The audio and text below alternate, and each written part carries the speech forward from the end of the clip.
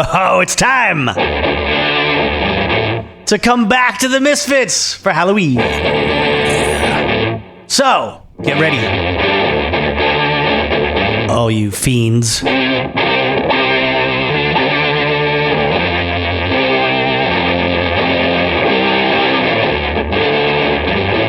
For the newest episode of what I've chosen to call The History of Rock and Roll in Film and Rock and Roll.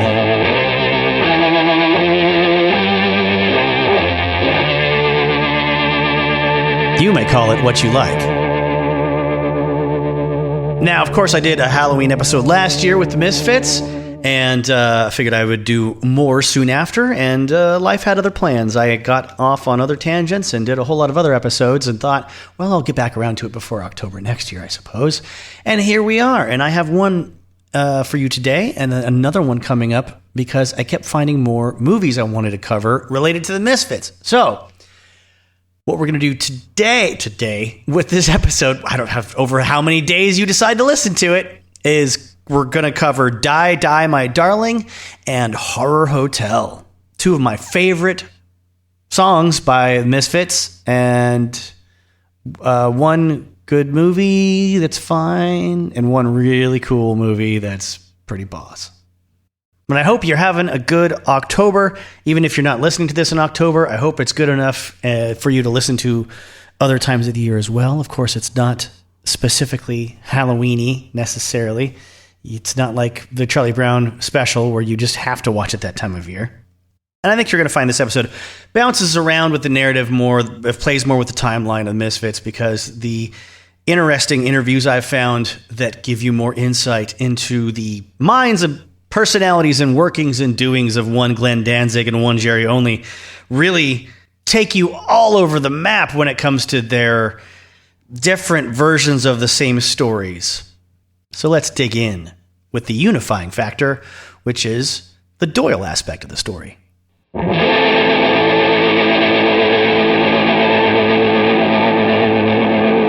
So since the last Misfits episode a whole year ago was focused a lot on what I was referring to as sort of the Bobby Steele era, among a few other tangents that I, of course, would go off on. What do you want for nothing? Rubber biscuit? This one, we're covering the Doyle years, or to be more accurate, multiple Doyle years of multiple timelines. And there's going to be some tangential stuff when the Misfits were not a band, and some of their exciting misadventures in their camp and in Danzig's camp at the same time, perhaps. But just for an overview, they had kind of made this rebound with Doyle. Jerry had kind of been waiting, for the right time to sort of spring this. I mean, definitely Doyle was around. He was helping the Misfits out now and then, various things. He and his brother were working in their dad's, shop. And it turns out they would continue to for many years, even after the Misfits broke up. And we'll get to what they came up with musically during that time a little bit later. It was kind of a move on Jerry's part to get more control and influence in the band over Danzig, and admittedly to do a really good job in giving it a more cohesive image. He said at the time he brought his younger brother in because Bobby Steele had lost interest. Glenn Danzig would blame Bobby not being in the band anymore on Steele's drug use. And then years later said he never wanted Steele in the band in the first place, so was happy to see him go. Bobby Steele, for his part, would say Jerry never told him when rehearsals were. And then Jerry would tell the rest of the band that Bobby wasn't coming. And then he would get Doyle to fill in. Now, the earlier Misfits stuff with Bobby has a little more, I would say, variation to the guitar playing. I'd say that it's a little more interesting artistically, and if you're laughing at me referring to a horror punk band as artistic, or having some more finesse in the guitar playing of their earlier stuff. Earlier stuff had a little more atmosphere to it. It was artsier. It was trashy, and it was horrific, but in a way that, I don't know, it feels a little more real and a little more human and kind of heartfelt to use a term that I'm sure will get some of you laughing even more at at what I'm saying. But I gotta tell you, I love this band. So this is how I think of these eras. And admittedly, this is from a person who was first really charmed by the Walk Among Us era songs, right? So I'm not like an OG fan. I was born the year that the Misfits formed. Funny enough, Doyle didn't graduate high school until 1982, like the year that they made Earth AD, like the last album that lineup would ever do for the Misfits. It's insane to think of how young these fellas were. Glenn was older than Jerry, and Jerry was quite a bit older than Doyle, but they accomplished a lot in their early years. Holy smokes. And a lot of it holds up much better than the things they did later individually. In my opinion, and again, to qualify my bias, I'm a huge Danzig fan. I really like those first 4 albums, and I like about half of album 5 and half of album 6. So that doesn't mean that I have reverence for the human beings involved in making the music that I enjoy still to this day, over and over and over again, that never gets old for me. I think Jerry and Glenn are big dumb goons. Granted, Glenn is shorter, but I'm a short guy, so he's one of my heroes forever, no matter what he does. Him, Angus, Malcolm, Scotty, and guys like me will never ever stop looking up to them, as it were.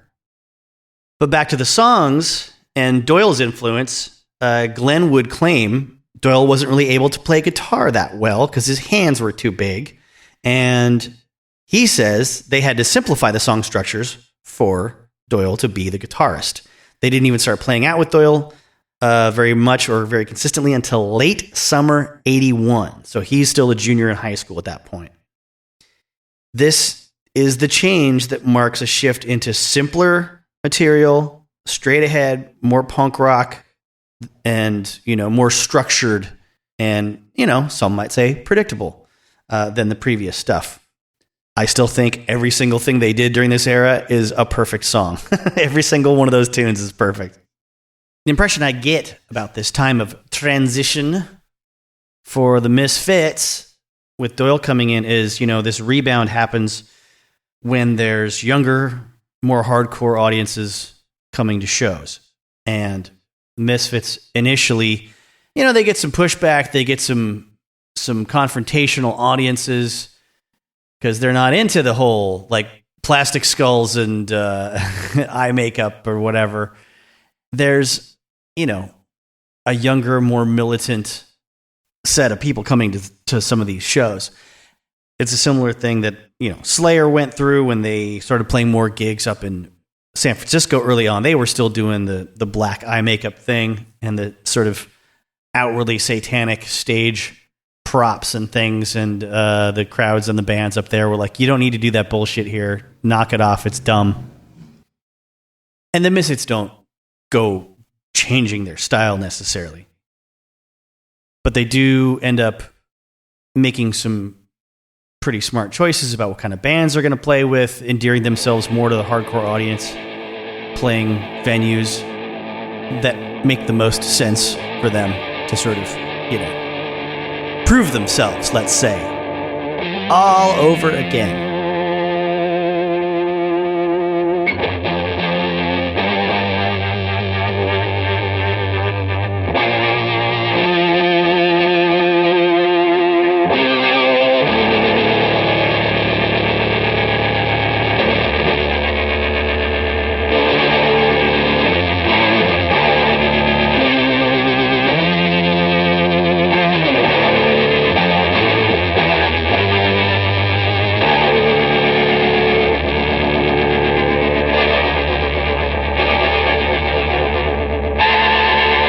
Let's do a little bit of Danzig talk when it comes to the Misfits legacy. I want to bring up some notes that I wasn't really aware of to begin with, and this pattern is starting to repeat itself more and more as I learn details about the Misfits' history when it comes to their recordings.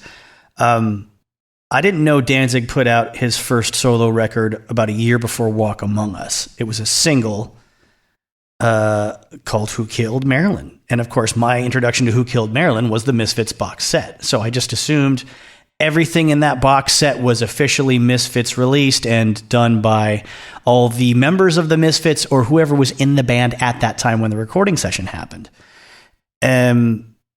Then the flip side of that is Spook City USA, which the Misfits box set seemed to... I don't recall if it claimed it was the first release of it or maybe the first release of that version of it, but it certainly showed itself in the collection as being sort of outside the albums, outside the singles that most people were familiar with, right? And it was, it's kind of herky-jerky, kind of hokey-jokey, but still fun. I mean, it's just a basic fun, song, like a Beach Boys ripoff. If you took away all the extra words in the average Beach Boys verse. You know what I mean? It's one of those cool odes to the early 60s kind of style of, we're young and we're going to go to a special place where we're going to meet some girls and go surfing. In this case, it's just we're going to go looking for ghouls or spooks or ghosts or dead peoples. Now, the Who Killed Marilyn single was put out during a time when Doyle and Jerry were not so focused on recording or music or working with the band as much as Glenn figured they were partying and probably listening to too much Kiss and Van Halen and other bands that he hated. But there's a guy named George Germain that was providing a little bit of cachet for projects like this every now and then with Misfits or with Glenn. And the band was taking a break from their activity as a functioning recording artist or performer, a going concern on the tour circuit. Glenn clearly didn't want to have a break, and this guy was apparently just like, yeah, I'll pay for this. Let's get it out there. Danzig is credited as performing all the instrumentation on the single, though I guess there's grumblings from other musicians or other members of the Misfits, former members of the Misfits, that say that's not the case. There were other musicians involved, though we don't have any names. So what are you going to do? Now, Arthur Googie was definitely involved a lot with what Glenn was up to at this time. He's the drummer that, if you listened to the first Misfits episode I did last year, got in a bit of a verbal to-do, if not a possibly mild physical scuffle with Glenn when they were on tour. I think it was Southern California at a McDonald's when he wanted 2 hamburgers for the day instead of just 1 hamburger for lunch. And Glenn said no, they didn't have the money to accommodate his request. Still, I mean, I'm just used to, if you're going on tour, you're bringing whatever money you got, and you're going to make sure that you don't go hungry. If you're eating the same amount of food as everyone else in the band and you're going hungry, everyone's got to figure out their own stuff, man. But I guess in sort of the 81 to 82 era, both Arthur Googie and Glenn Danzig were of a similar mindset, when it came to productivity. And they were considering just dumping Doyle and dumping Jerry only to start another project. This only lasted until April of 82, when their relations started to break down and get openly hostile. There's an interview from this time in a publication called Touch and Go. And this is details I'm taking from This Music Leaves Stains by James Green Jr. once again. And where Danzig taking some swipes at Googie in the interview, and Googie taking some swipes at Danzig in the interview. So there's, Googie declaring that he disapproved of Danzig's Who Killed Marilyn solo single, the very piece of music that spurned their discussion of a new band, supposedly. He says, I think it sucks myself. And then Danzig would give Googie shit about his always talking about meeting girls, trying to find girls, trying to meet nice girls. Enough about fucking horniness, Arthur, apparently, was the quote. And then they continue this argument over whether or not Walk Among Us was intended to have 13 songs, whether Horror Business as a single, where it was recorded, and the love of pot that Arthur Googie has that earns him the sort of disapproval and derision of the rest of the band.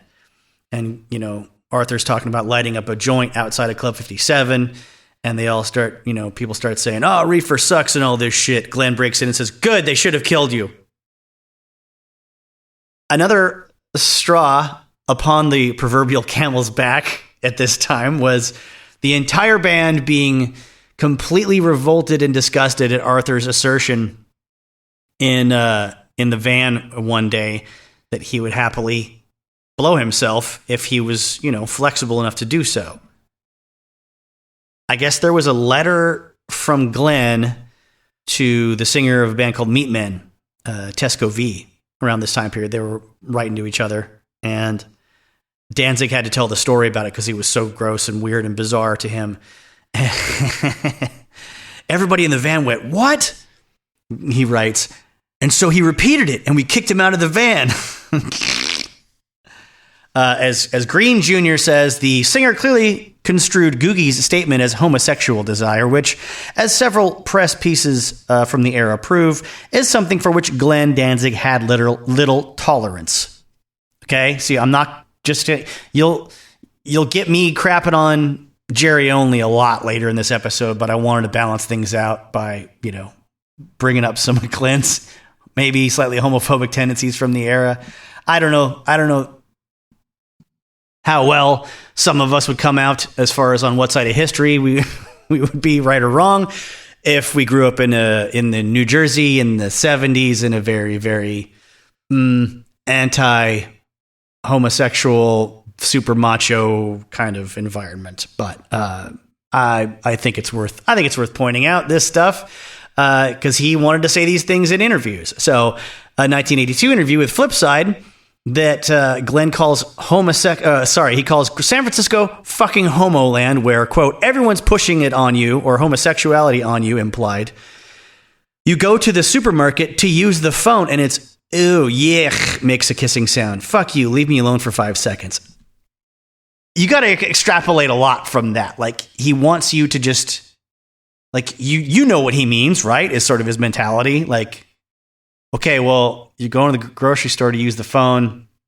Yeah, you're on tour. Yeah, you don't have a phone. Obviously, this is before cell phones. And you don't have a friend whose house you can go to yet because you just got into town and you can't call them to come over and hang out and use their phone and use their kitchen and use their bathroom, which is what you're going to do on these tours. So you go to a grocery store, and I guess what? Is he talking about standing outside and using a payphone, or actually going into a grocery store and using their phone behind the counter? I don't know. But apparently, everyone's hot on young Glenn Danzig. And hey, he was, by male standards, I'm pretty sure tons of folks thought he was pretty cute. Little guy. Well built, right? Chicks dug him. Pretty sure guys would dig him too, if they were living in a society where it's okay to openly, catcall someone of the same sex as you, because you figure they can probably physically defend themselves if they don't like what you're putting down. You know what I'm saying? It's just another one of those things. A lot of us never had to grow up with that. A lot of us never had to feel intimidated by other men making advances on us or catcalling us. So I'm sure when it happens, plenty of people are uncomfortable because that's not the way they go. I get it, but like, I don't know. Dudes do that to chicks all the time, especially goombas from Jersey. You don't like it when it's turned on you. That's on you, buddy. I'm not saying Glenn, sexually, verbally harasses women, or did at the time. There's no proof of that as far as I know.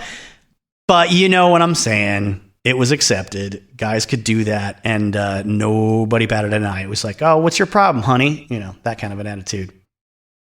So what I'm really saying is, if you're not willing to call that out, then I don't feel sorry for you that, some of these swishy guys that you don't dig made some kissy faces at you. I think you can handle yourself okay, and you know how to say no. If something else happened, fine. But, it's not like there's parades of men just chasing Glenn Danzig down the street in San Francisco in 1981. Anyhow, he speculated further on Arthur Googie's sexuality in that letter to his buddy from the Meatmen, noting that the groupies the drummer consorted with were old, fat, and ugly. Arthur Green Jr. Excuse me, James Green Jr.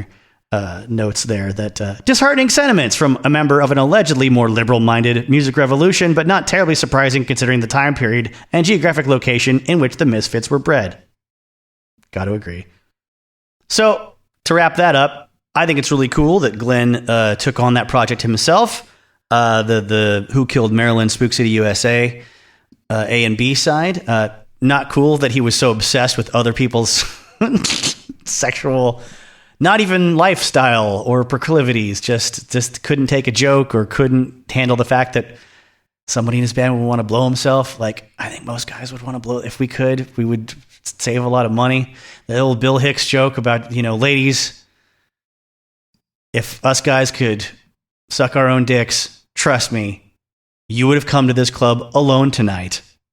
Audience laughter because of the implication that they were all brought by a man because they're on a date.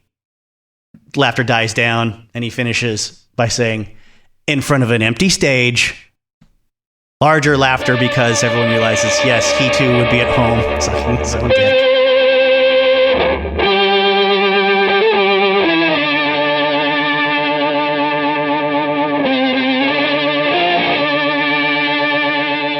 Hey, let's talk a bit about the film Die, Die, My Darling with Tallulah Bankhead and Stephanie Powers.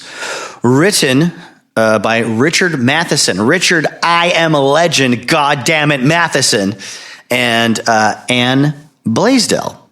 So Richard wrote the screenplay and Anne wrote the novel that I'm assuming is the source. It was called Nightmare. Now, Die, Die, My Darling, in stabbing color on the poster, is not the title that I think it was more accurately known for in England. I think Die, Die, My Darling must have been the American version's title. And I think it's just sort of an ongoing thing in Hollywood. When they take stuff from other countries, they have to repackage it and remarket it with a different title and a different edit because they don't think American audiences will appreciate the original version. I mean, I'm sure there's other factors at play when it comes to renaming things. Maybe it's the rights to certain kinds of whatever, rights to money and showing it and the box office, take. I work for a marketing and SEO company, and when we build a certain chunk of someone's website and the website's already been there for a long time, then the parts of the website that we build, we put a little qualifier, identifier at the end of the URL, like a blanketystupidcompany.com, and then like 5 hyphenated words for the name of the blog or the landing page we just created, and then a dash UF0 pants McGillicuddy.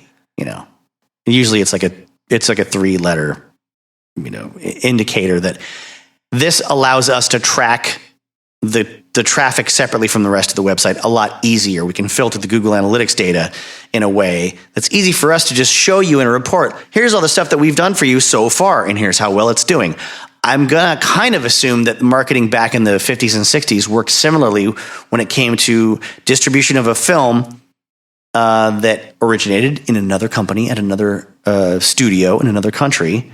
And the American distributors wanted to clearly show the ownership of it on these shores and probably track the receipts on these shores and not create confusion when comparing the money, when comparing the promotion, when comparing, where it was being shown. Who knows? I certainly don't.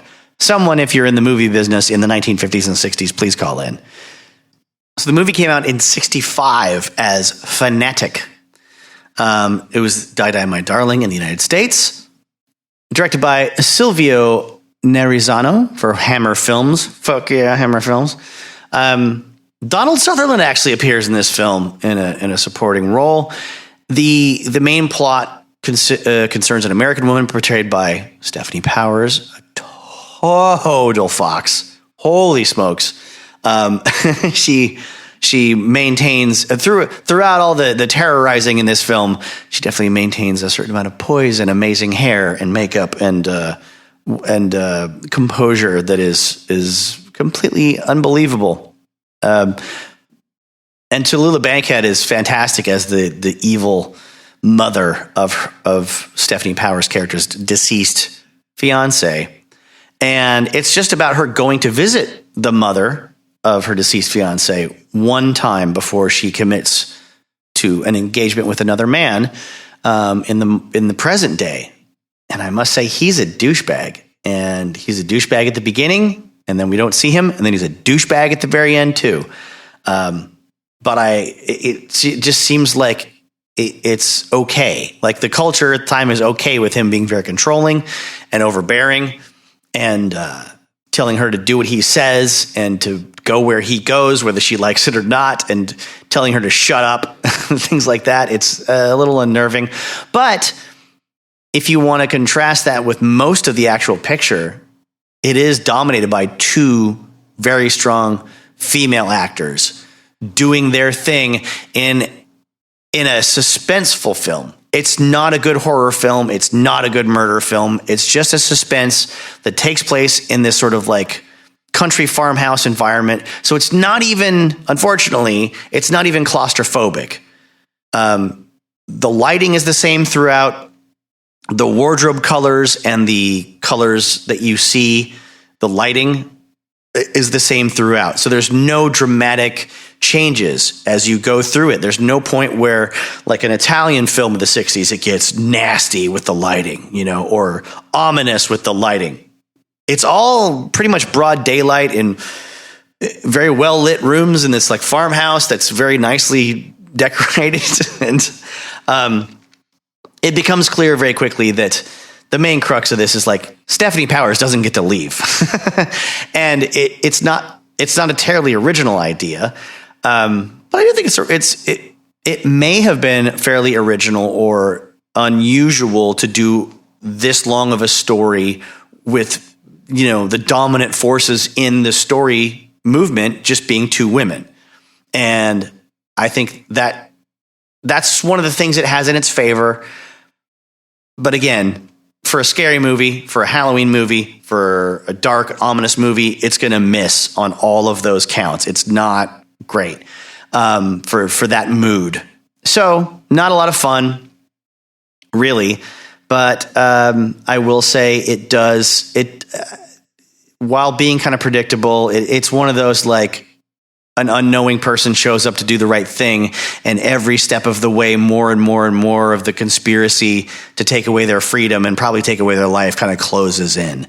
And the way it's structured, it could be seen as being very sort of by the book, and people have written bad reviews of it saying that the ending was totally predictable and just commercial nonsense when it could have been a lot more daring. Then I'd have to agree. I don't want to recommend it. If you're into something dark and scary or fun Hammer, like fun gory or fun violent or fun doomy Hammer stories from the 60s, this is not one of them. This is trying really hard to be mainstream. And I don't want to insult to the people that made it, because I think they did a good job of making it for the most part. I don't think Richard Matheson poured his soul into this, though. I think is what I'm saying. But the studio didn't have a problem with it. Maybe they should have pressured him a little bit more, or maybe they just took whatever they could get. Regardless, it's a song that Glenn Danzig took the title of, and good for him, because it's an amazing title. It's a fantastic title. I'm glad someone wrote a song that was much cooler than this movie.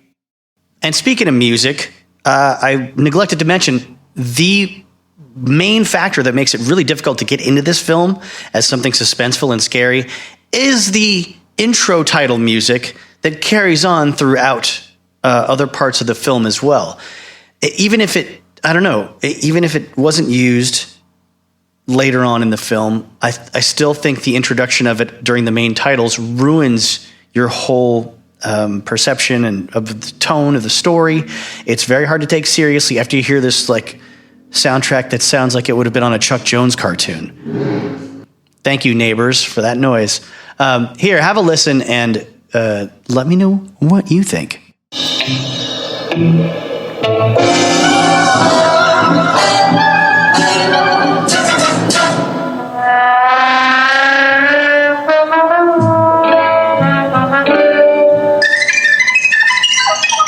Is that not spasmodic and unnerving?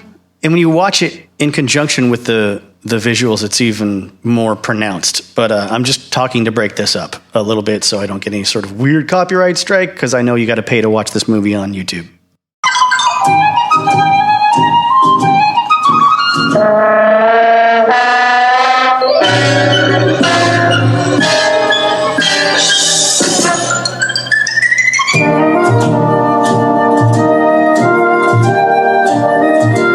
Like, it just sounds like some composer took a bunch of pages of different things he'd written that were all in their own very extreme, and then threw them up in the air and then put them together in whatever order they landed on the floor.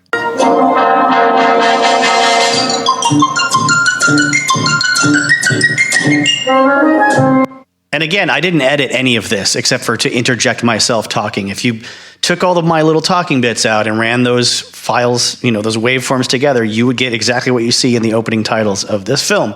Not a cool, disjointed, stylish hodgepodge of various musical ideas that have nothing to do with each other, like the way I do it in my podcast episodes, where I just take things that I've recorded in my living room that haven't been forced into song structures yet and decide to take emotional credit for having composed something by throwing it in as bumper music and interstitial music for the enjoyment of you, of course. Not just my own ego by any means.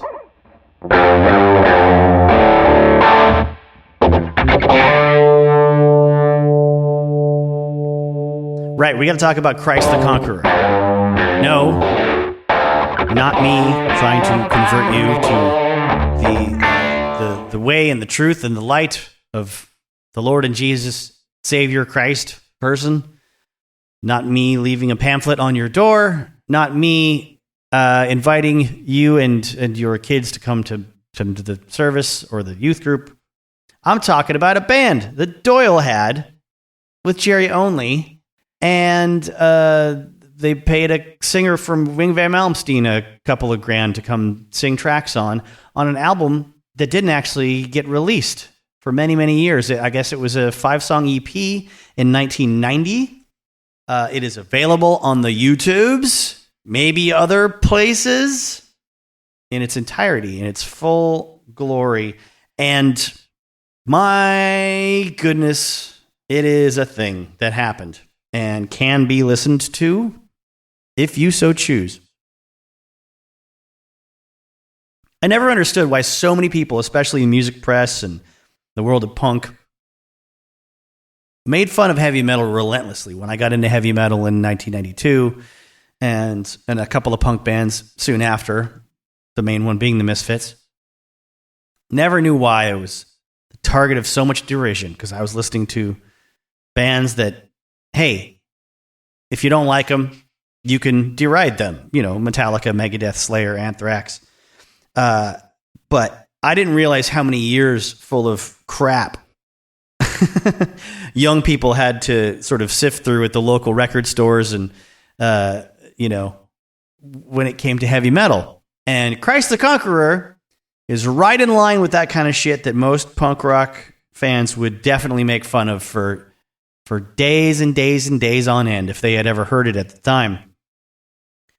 It does not have the charm of Dio, or let's say Dio era Black Sabbath, which I can still enjoy, even though to me Dio has always been this Mother Goosey kind of lyricist that is very, very talented as a vocalist, but I mean, just the bare amount of effort when it comes to writing lyrics. He thinks of one word and uses it for probably no reason, and then the next reason he has is that, well, the first word that rhymes with it that comes into his head is what he's going to use for the second line, that goes with it. That's as near as I can figure. None of his songs make any sense. They have parts of them that are coherent and kind of make sense, but they don't tie in with the rest of the lyrics of those songs. Last in Line, Rainbow in the Dark, Holy Diver. We don't need to go into it, but I dare you to come to my home and convince me that those songs have any coherent through line of meaning or theme, and weren't just written either stream of consciousness in one day or over the course of 7 different writing sessions, and they had nothing to do with each other. He just put them together because the rhythm was right or the rhyme scheme was right. So Christ the Conqueror, excuse me, I want to pronounce it as Christ because of the way it's written, Kryst. But vocally, it is referenced on the recordings as Christ the Conqueror in songs like Christ the Conqueror, Thunder Thruster, Valhalla, In God We Trust, Night Raiders, In My Dreams, March of the Megamites, and like 4 or 5 others. Who cares? They've got like multiple songs that open with one of either the singer or someone else in the band with his voice pitched down an octave through a processor, speaking as the voice of God, reciting things. A king, not a god. In peace, I have come across the wasteland of death. Things like that. Or let's see. Oh, yeah, the intro song, Christ the Conqueror. For it is the curse of man that he forgets, for the prophets claim of a risen king. For he is angered as he remembers. Eternal pain, son of man, had slain, etc., etc. And then there's this mediocre power metal that happens. It's kind of heavy metal with a little bit of speed metal-ish, but we're talking 1990 here. So, it's pretty old hat and it's not well executed. In my opinion, if you're a fan of middle of the road Christian heavy metal, like, not as well performed as someone, let's say like Stryper, who I can't fucking stand, but still they're clearly very talented and practiced and good at composing songs and executing the things they do. I mean, this is some seriously cornball shit. And if there's some things the things I really don't like about metal, it's songs that are super literal and like, then I did this and we went here and we walked over the mountain and saw a thing. And this is how I reacted to the thing. And I was a total badass.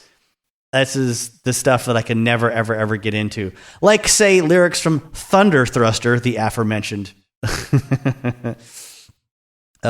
second track on the album. 6 superstar destroyers landing in the east. They plan to form a wall, then push us to the sea. We deployed our forces, moving to attack. Those who see their eyes never answer back. Missile silo doors open, coordinates are placed. 6 billion tons of power thrown back into their face. One blinding blast of light, after that we see their huge electric eyes staring back at me. See, he can't even maintain singular versus plural in the first person narrative, for crying out loud. Prepare the thunder thruster, ultrasonic molecule buster. Get ready to roll, get ready to roll, get ready to roll, get ready to rock.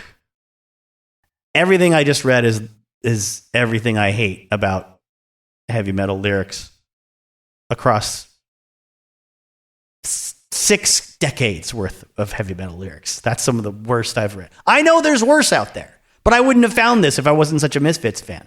So where did this come from? All right. In an interview, Jerry Only would say he was fed up with music at the time because the whole thing with Glenn aggravated me, which is a reference to a huge dust up about, I think a t-shirt money plus Glenn putting out Legacy of Brutality. We'll get to those in depth at another time. But he says he had to go back to work because he owed his old man a lot of money from the amounts that he had invested in the Misfits. He had to look in the mirror and say, you might end up working here the rest of your life. He said it was a scary realization for him. He says, if you listen to the Christ the Conqueror stuff, it's got a lot of riffs in it. It sounded very metal, and that's what we were looking to do at the time. We started listening to other bands, and we really liked the way Jeff Scott Soto sounded on the Yngwie Malmsteen Marching Out album. We paid him a couple grand, and he came and did the job. He was into top 40 music and never wanted to play, so Christ the Conqueror ended up being a dead end. The interviewer from, I think it's 20 Seconds Magazine, says, you ever check out Manowar? Only says, I've seen pictures of them. They're very muscular. But I don't think there's anybody that's going to play as long and hard as us. We're just a step above everybody. I've been busting my ass for 20 years to get my ass to where it is now, and Doyle's been right there with me.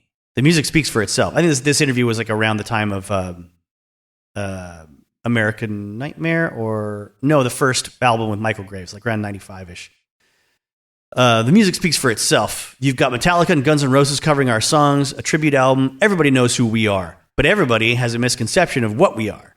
They look at the Metallica versions of Misfits songs as being the Misfits. Forget it. They can't play our stuff. It's a joke. The Guns N' Roses version was an even bigger joke. Hey, I'm being honest.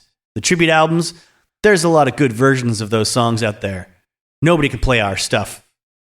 It's hard to cover a Led Zeppelin or Beatles song. We're one of those bands.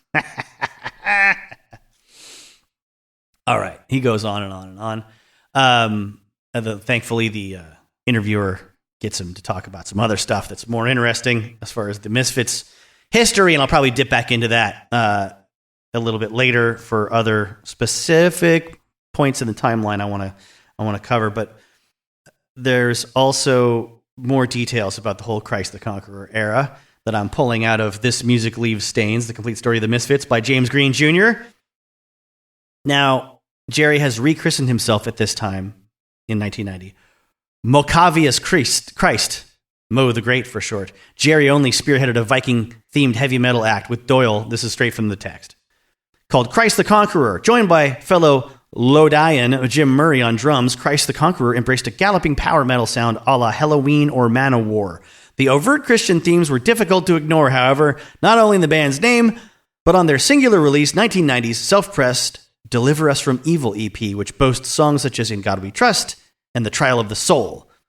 There were also Mo the Great's various fan club writings at the time, to wit, quote, "In the final days of the second millennium, I, Mokavius Christ, and my men now swear this pact with God, for it is by his command," and that's a capital H on his, "that I now open the gates, unleashing the fury of his," again capitalized, "vengeance. Behold the power of truth, for it burns its light up, the sword of my brother."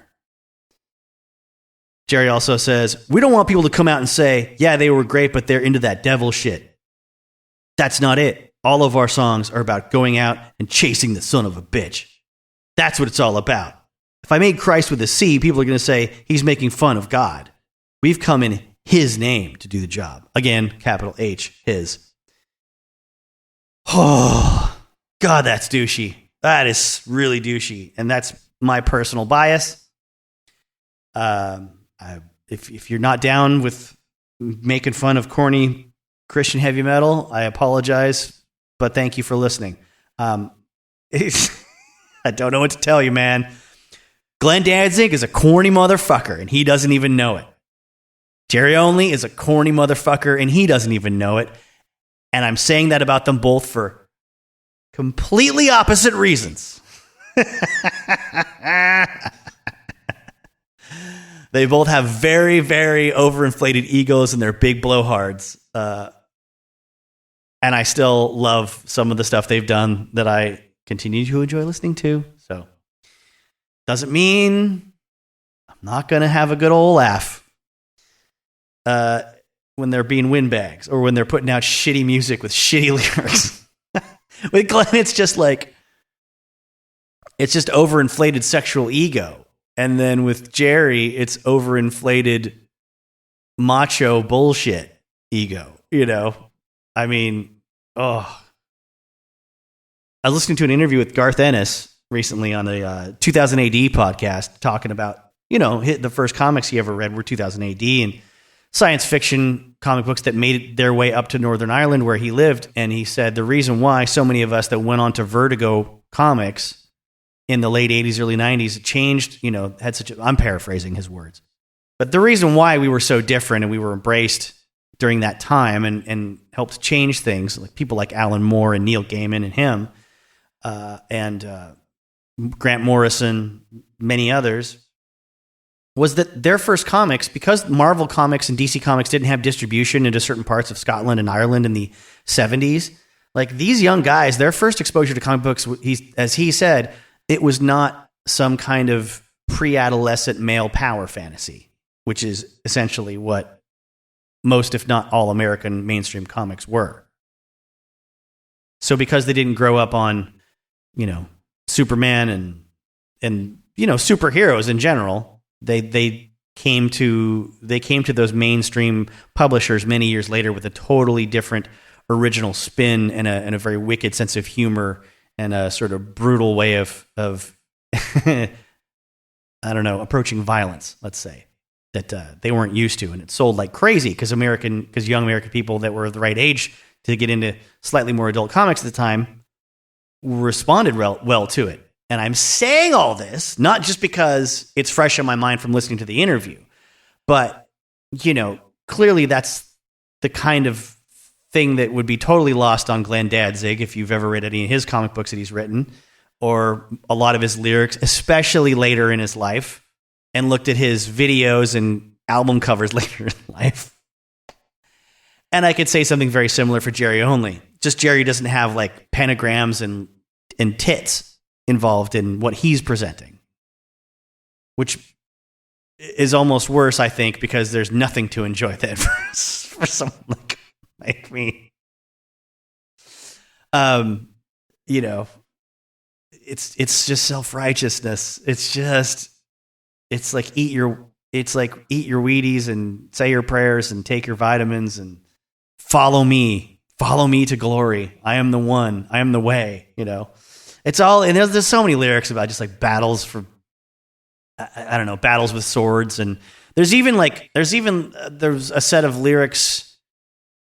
And understand, this is granted, it's only 3 years after Anthrax's Among the Living comes out, but 3 years is too long to not suspect that he's just ripping off Anthrax when he's got this some character in one of his songs that's guns are as fast as lightning, and he says, "I am the law," just like a certain very famous 2000 AD character called Judge Dredd that Scott Ian wrote a song about called "I Am the Law."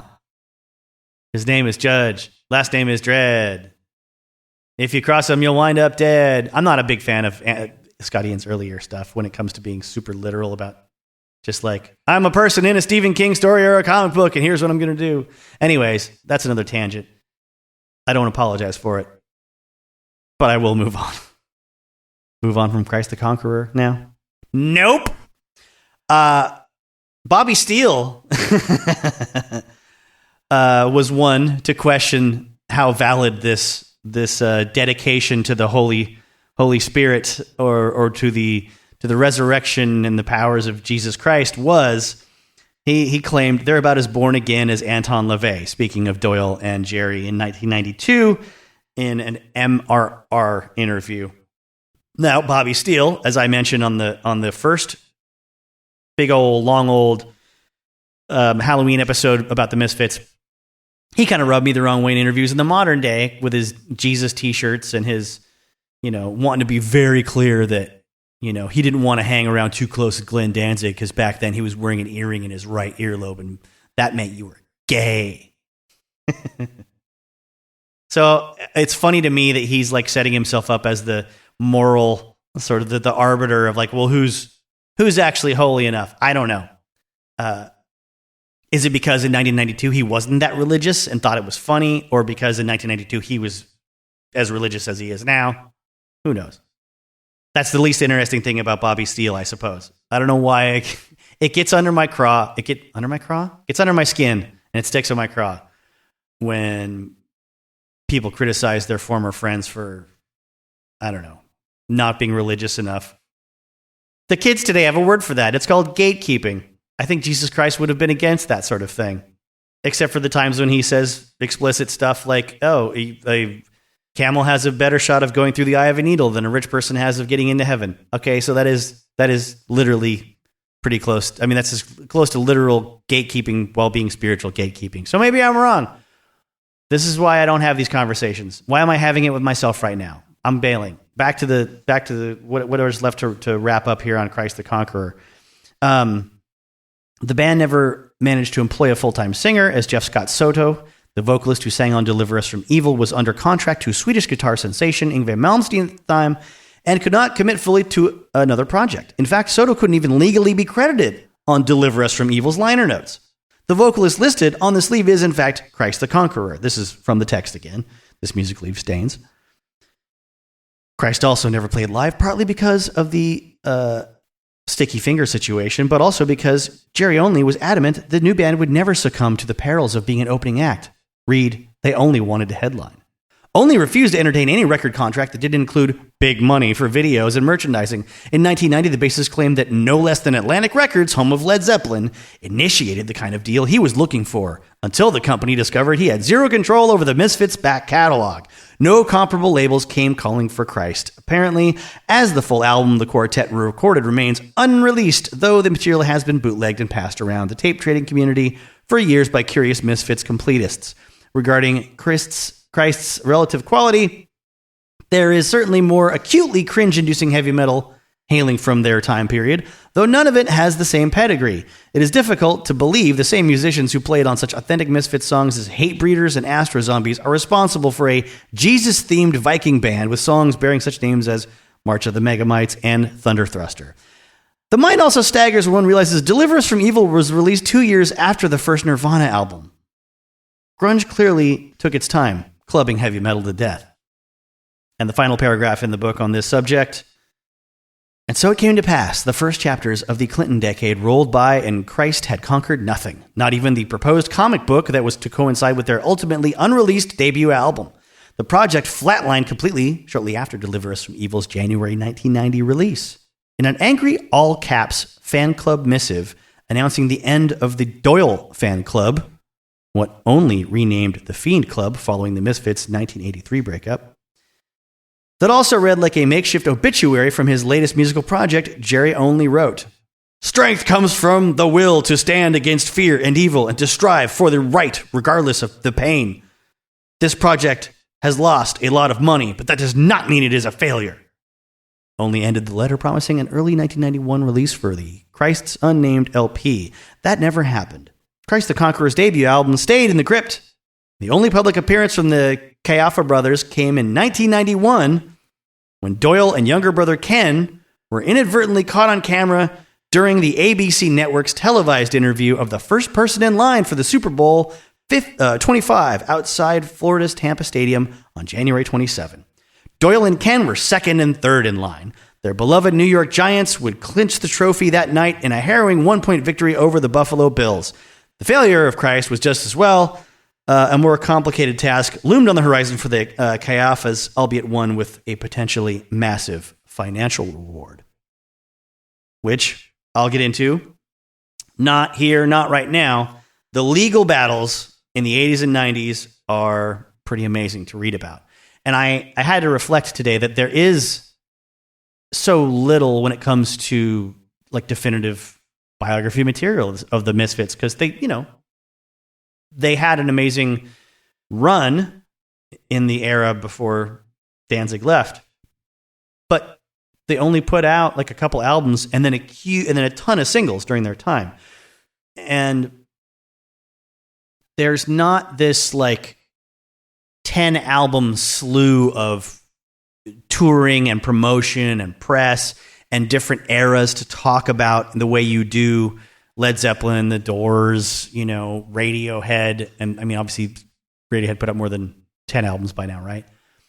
I mean, any band that's had more than a decade worth of activity that's been consistently published, right? They're doing it all themselves. Like everything had to be done on their own, and they just didn't really break through huge in the national and international consciousness while they were still a functioning band the way they did in the 90s, when the box set comes out and more bands that were influenced by them started name-checking them, things like that. So a lot of what you see for documentation of the career of the Misfits centers around singles releases and bootlegs and compilations and live recordings of certain shows. All kinds of information about where they played, who they played with, how it was released initially, how many vinyl pressings on what color, yellow, pink, green, white, black records were put out and at that time, and what it means if you have a version of it without autographs on the back, or if it does have autographs on the back, or whose photograph is on the left side or the right side, or what color the logo of the Misfits is on that thing. That kind of pads most of the historical documentation of the Misfits. Everything else kind of gets filled in after the fact when people are regularly interviewing Jerry to gripe about Glenn and Glenn to gripe about Jerry. Even if they're not naming each other directly, even if Glenn went through many, many years of refusing to talk about the Misfits, it was still there, bubbling under the surface, and he would still let a few jabs get out there in the press. It's sort of like whenever Jerry pops his head up, Glenn would want to whack it down. In some cases, is that deserved? Probably. I don't think anyone is an angel when it comes to this group. Let's get ourselves more deeply into some quotes from Glenn, some quotes from Jerry in the 1997, let's see, issue of Seconds magazine, number 44. I've already read some bits of that. Ho, ho, ho, but wait. Sorry, this is Jay in the future. I'm coming back to this chunk of audio to add an extra tail on the end of it because I found out some more details about Christ the Conqueror via the MisfitsCentral.com timeline of Misfits 95, which is how they refer to the band post Danzig. And in 1989, let's see, March 8th, 89, it says, Jerry and Doyle attended a Metallica concert at Nassau Coliseum in Uniondale, New York, dressed up in their Misfits gear. They brought a custom-made guitar and a horror business drum skin, as can be seen on page 18 of the Misfits box set book.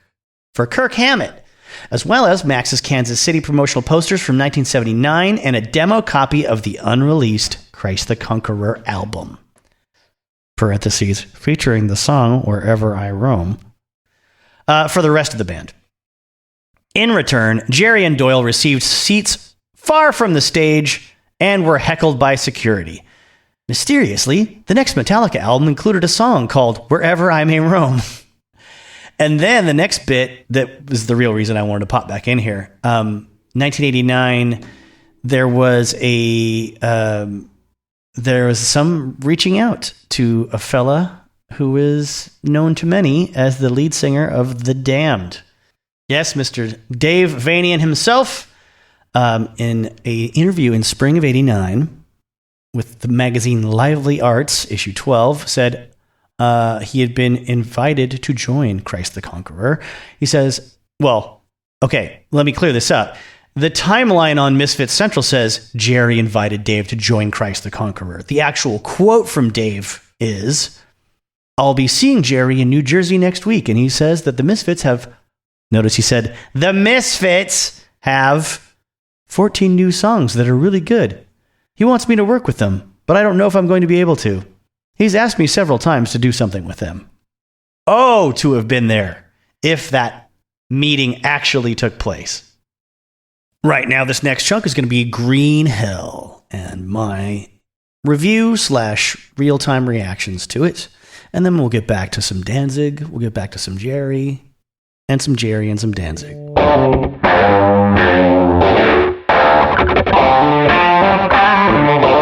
Right. So I made a bit of a mistake or an error or an omission last year when I did my Misfits episode by thinking The Monster from Green Hell was the most likely film that the Misfits song Green Hell was inspired by. Turns out there's an older movie simply called Green Hell, and it's directed by of all people, James Whale, the guy who gave us Frankenstein, The Invisible Man, Bride of Frankenstein, and the film version of Showboat. And I'm maybe, I don't know, some 15, 20 minutes into the movie so far, and I've already made enough observations that I had to stop it and do a little reaction.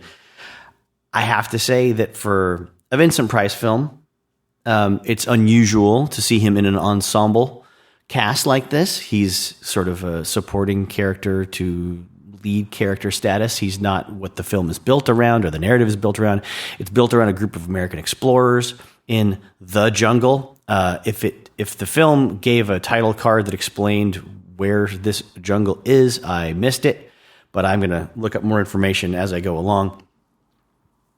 It is I think typical of the era, kind of black and white film of, American men in khakis and wide-brimmed hats tramping around in foreign lands looking for gold. and portrayed so far as likable characters and are obvious protagonists. If that, if that's something that you disagree with or don't like, I'm not going to argue the point with you unless that's your kink and you are willing to pay me like you would pay any good, decent sex worker. But it's an era of film that has, passed out of fashion and out of favor as the world has become smaller. and the glimpses that Americans got of other, continents and countries was sort of built around films like this.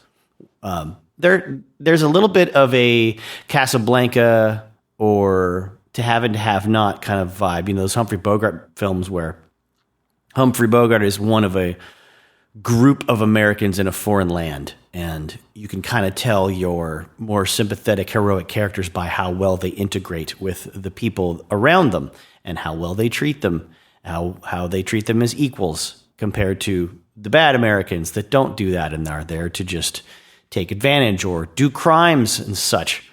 In this case, it's not clear yet if some of our crew of protagonists are going to out themselves as bad apples, but so far everyone speaks well. The dialogue is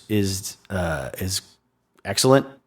The chemistry among the cast seems to be, self-evident. It's good. It's there. There's chemistry in the cast, and it's enjoyable to watch as the crew gets together and starts to learn each other's quirks and identity. And it's not a, again, Vincent Price vehicle so far. He's well-spoken man in nice white suit. And you know what? If you're into dashing men in black and white from the 40s, this movie so far is for you. There's a lot of them. And men that speak well but aren't too snooty. Other than that, I would say if you're into Vincent Price being dashing and you haven't checked it out yet, if you're not adverse to audio-only entertainment, look up his run on The Saint, the radio program. He was younger. He was portrayed more as a lady killer. And if you're into dudes, and if you're into dudes like that, it could be pretty. I could see how it could be pretty sexy at times for a lot of folks.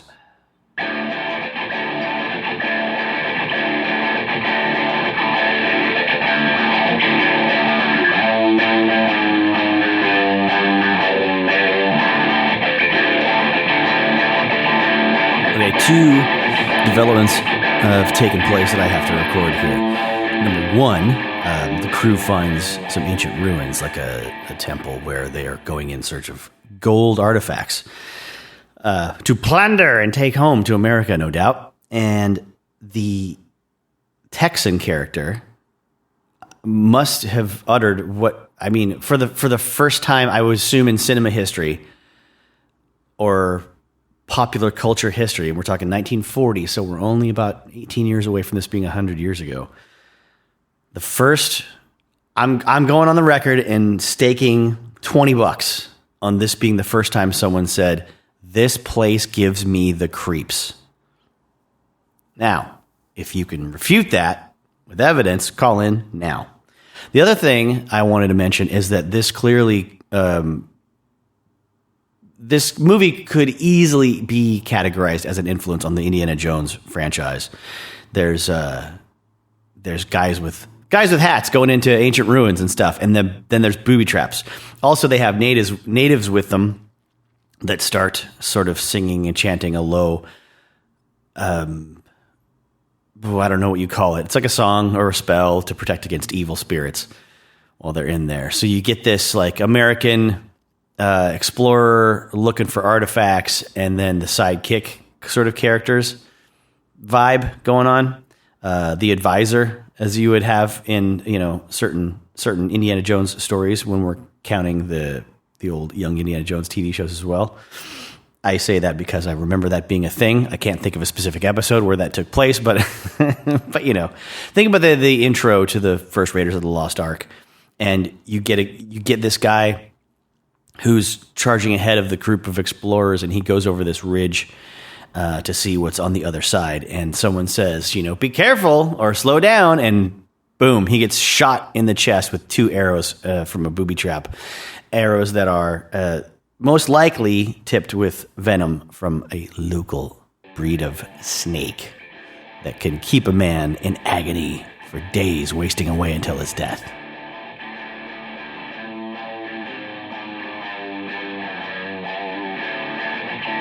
I got a couple more minutes to do on Green Hell and then 2 different little chunks, but let's hop over to some Danzig time. Now, the same, I guess, issue of Seconds magazine that had the article interviewing Jerry Only that we kind of pulled the quotes from for the Christ the Conqueror story, and I'm going to get back into for some other stuff he has to say about the band's early days and about Glenn directly.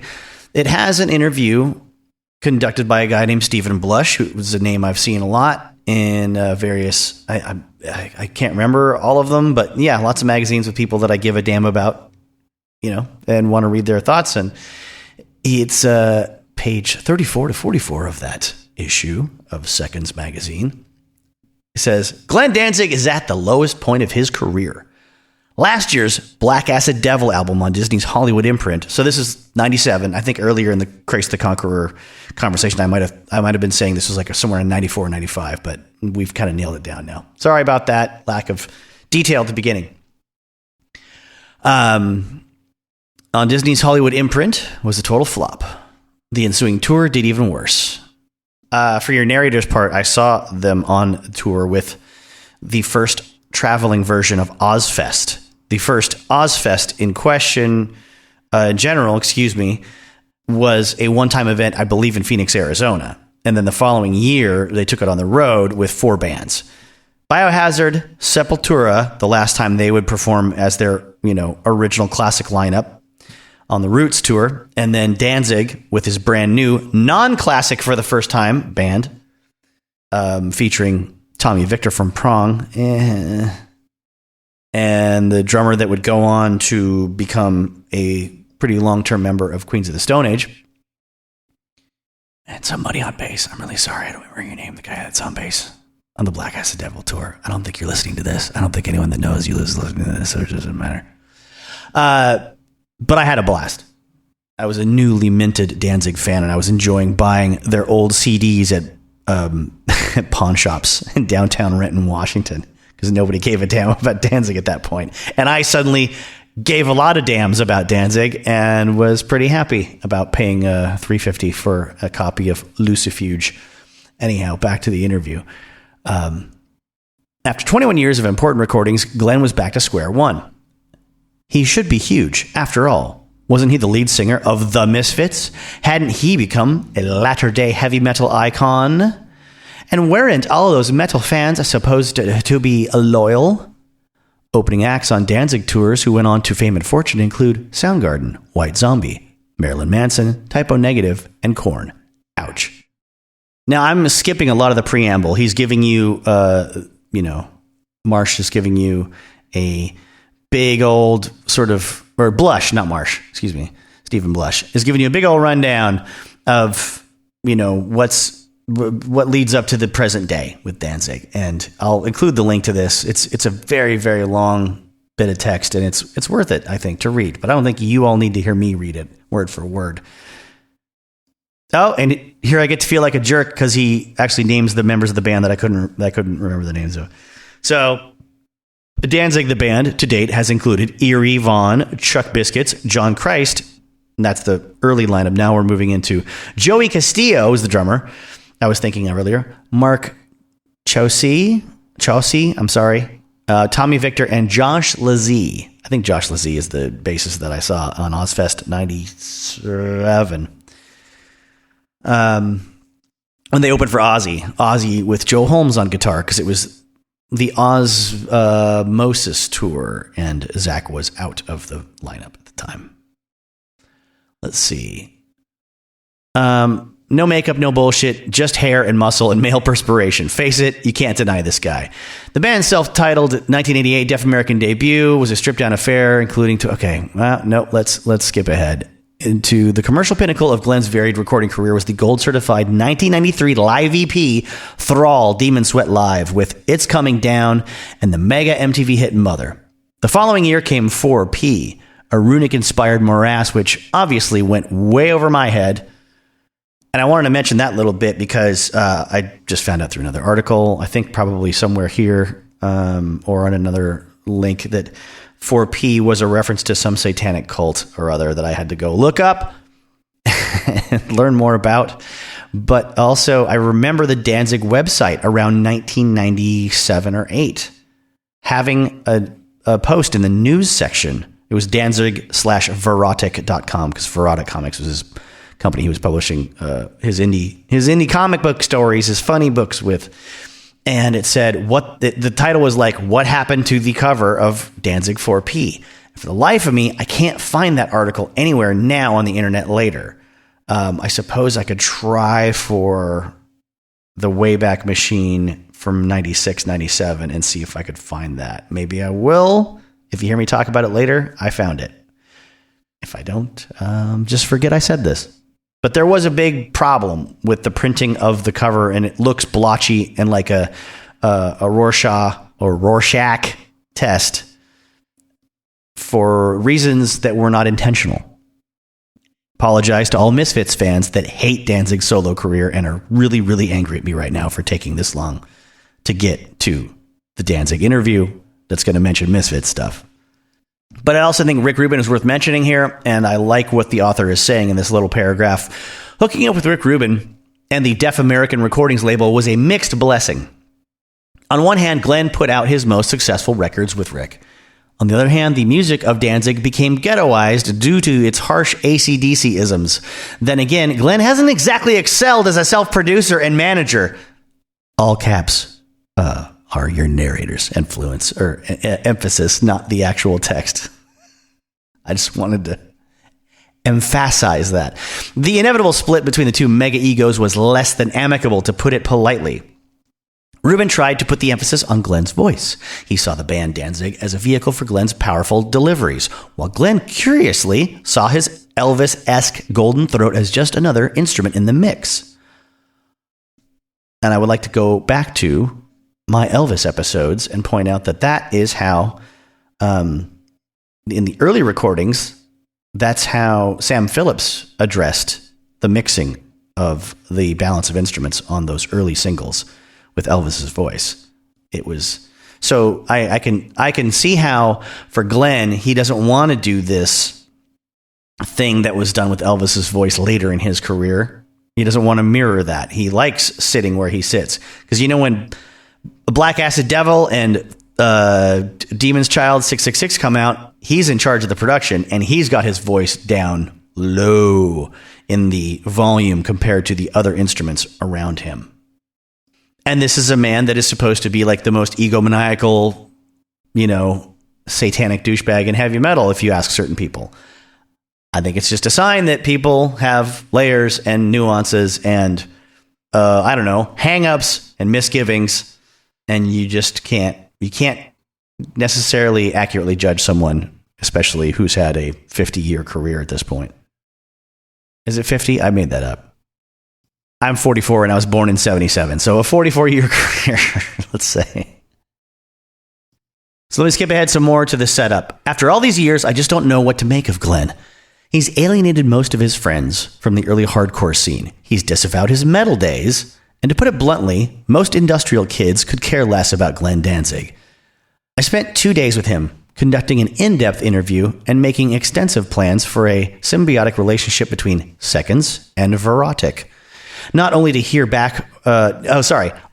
not to hear back from him since, according to Glenn's publicist. He was upset that I never came through with the double cover story I allegedly offered. Neither I nor anyone I know in the publishing business have ever heard of such a thing. Glenn, I apologize. So here's the interview. What were you listening to before punk? Danzig says, well, we always had punk in America. Stuff was called punk. Here, way before, it was called punk in England. As a matter of fact, Malcolm McLaren got the great idea for his punk band when he came over here and saw Television, Richard Hell, and the Ramones. even before that, in the 60s, you could go in a record shop and there was a punk section. It really meant garage bands, but it said punk seconds. So were you buying the New York Dolls and Stooges? Danzig. I remember liking the Velvet Underground and went from there. Of course, I love the New York Dolls. Always hated Kiss. I still hate Kiss, okay? Not on the Kiss bandwagon. Never have been, never will be. They were really just this bad version of the New York Dolls from Queens. The Dolls were about attitude, and I've always been into attitude in music. When British punk hit American shores, it was loud and crazy, and that's kind of the music I like. So I had versions of the Misfits going back to around 76, 77. Were you writing at this time? Yeah, way before. I mean, I wrote Bullet in 1974 as a 3-verse poem. And as my friend Ryan has told me, he was like 16 years old at that time. Was your family supportive of your music? No.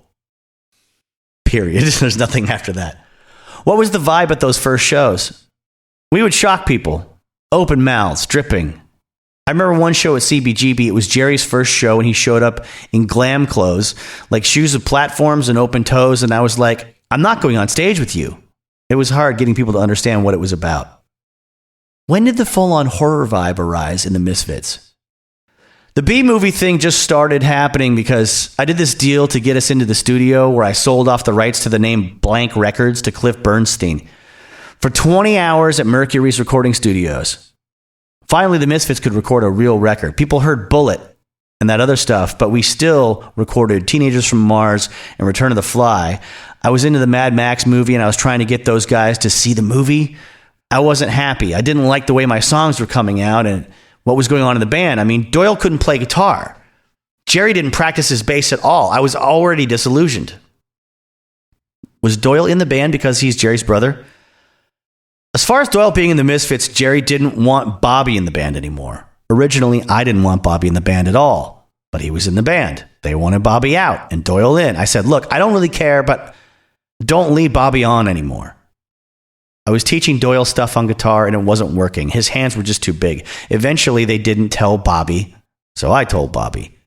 They wanted him to come down to the show and not know he was out of the band or something, which was not cool. I always felt like the Misfits would have occurred, whether or not there was punk or hardcore. I had my own agenda with songs, style, and lyrics. It was coming from a more literary standpoint. The whole heavy metal attitude I didn't like.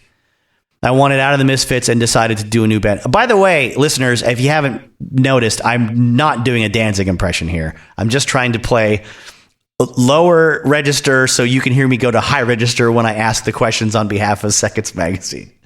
I might be doing like Tony Danza more so than Glenn Danzig here. But a very demure, repressed Tony Danza. Angeler! Let's see. Besides those guys, never wanted to play. He said, I wanted out of the Misfits, decided to do a new band. He was talking about breaking up the band because he didn't like heavy metal. So he's voiced his distaste about Earth AD and how it, thrash bands love it, but I fucking hate it. Everything's too fast and we can't, those guys couldn't play that good. So why are we playing that fast? So he says, I wanted out of the Misfits and decided to do a new band. Besides, those guys never wanted to play and they were very happy working for their dad, making lots of money. I just didn't like a lot of the bands they liked. They liked Van Halen and Judas Priest, and I hated that shit. I couldn't stand it. I like loud music, but I like Motorhead more. There's a big difference between Judas Priest and Motorhead. You were outsiders to the hardcore scene. Why were those people so rabid about you? I think the songs spoke for themselves. Why does somebody like Johnny Cash? Because he's real. My problem was, while image is important, I thought the image was becoming too important. I wasn't into it, and I'm still not. Everything's an image, even farmer shit.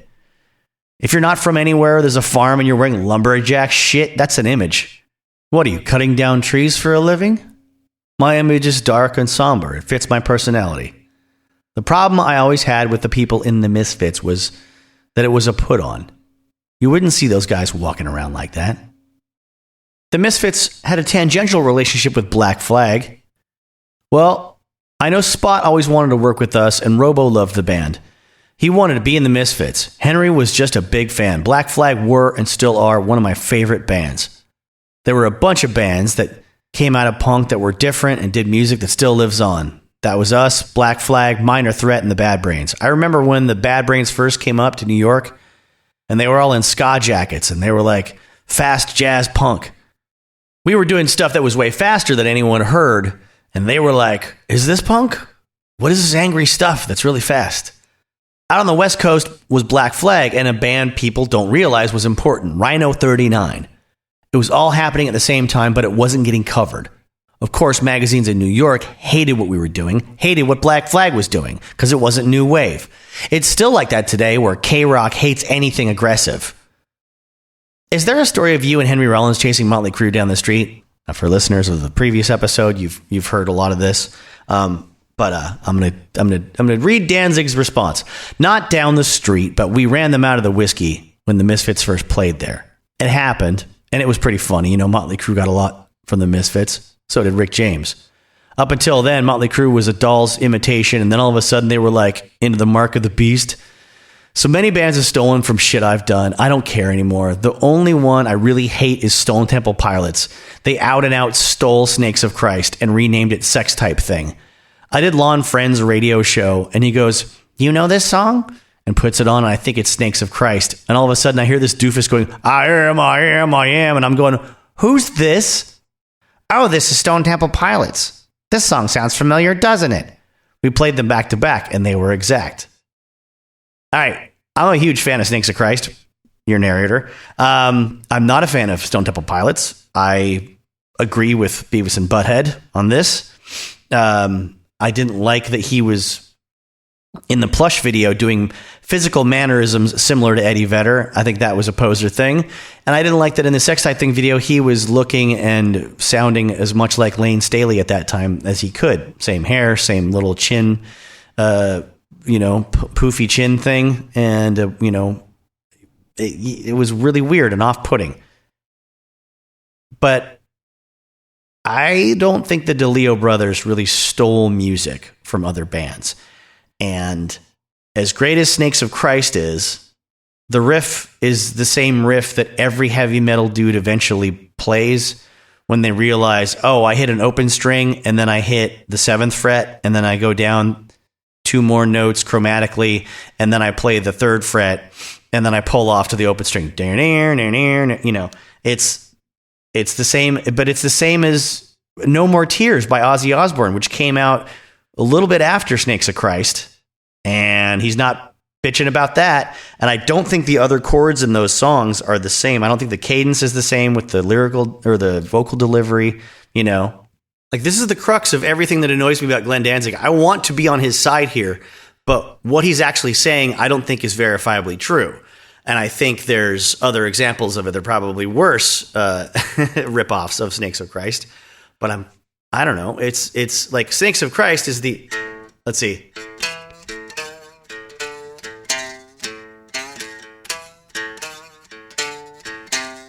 Which is practically a ripoff of a Twist of Cain.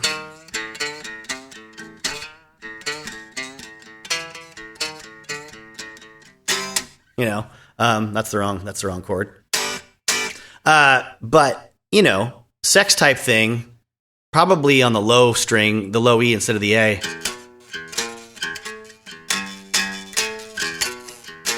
I don't remember it very well. I never liked the song. I've never learned to play it. But, you know, Ozzy Osbourne's No More Tears, I think, is closer to Snakes. Like it's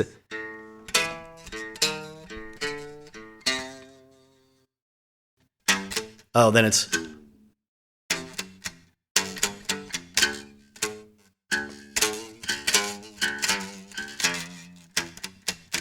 Whatever.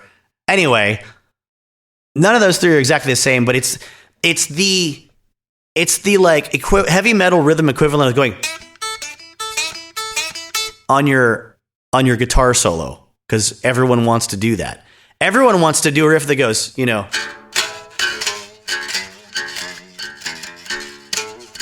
it's fun to play, you know. All right, I'm done with that. I know in the past, you kind listeners have listened to me do those sorts of demonstrations with actual production. Going punk rock today. I just held a guitar up to the microphone really close.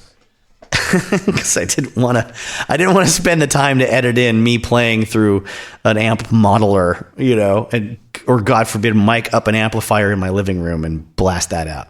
I hope you enjoyed it. It breaks up me reading the interview verbatim, and I want to read the interview verbatim because I think it's really good, and it's got a lot of. It's rare to get a good long interview with Glenn Danzig that isn't combative, or sort of like combative until he gets to the part that he wants to talk about, and then when he gets to the part where he wants to talk about stuff, he gets, I don't know, really offensive or defensive, and it's not information that you can really take. Anyways, this is the part here with more Misfits stuff that I want to read. What was the real deal with the notorious Misfits incident in San Francisco in '82?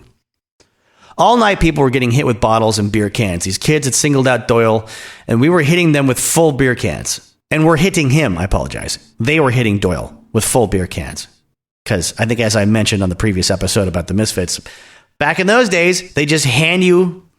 Maybe they did this on purpose at some of these bars or some of these punk clubs. They're like, we're selling you beers that still aren't opened so you can use them as weapons. Maybe. I don't know.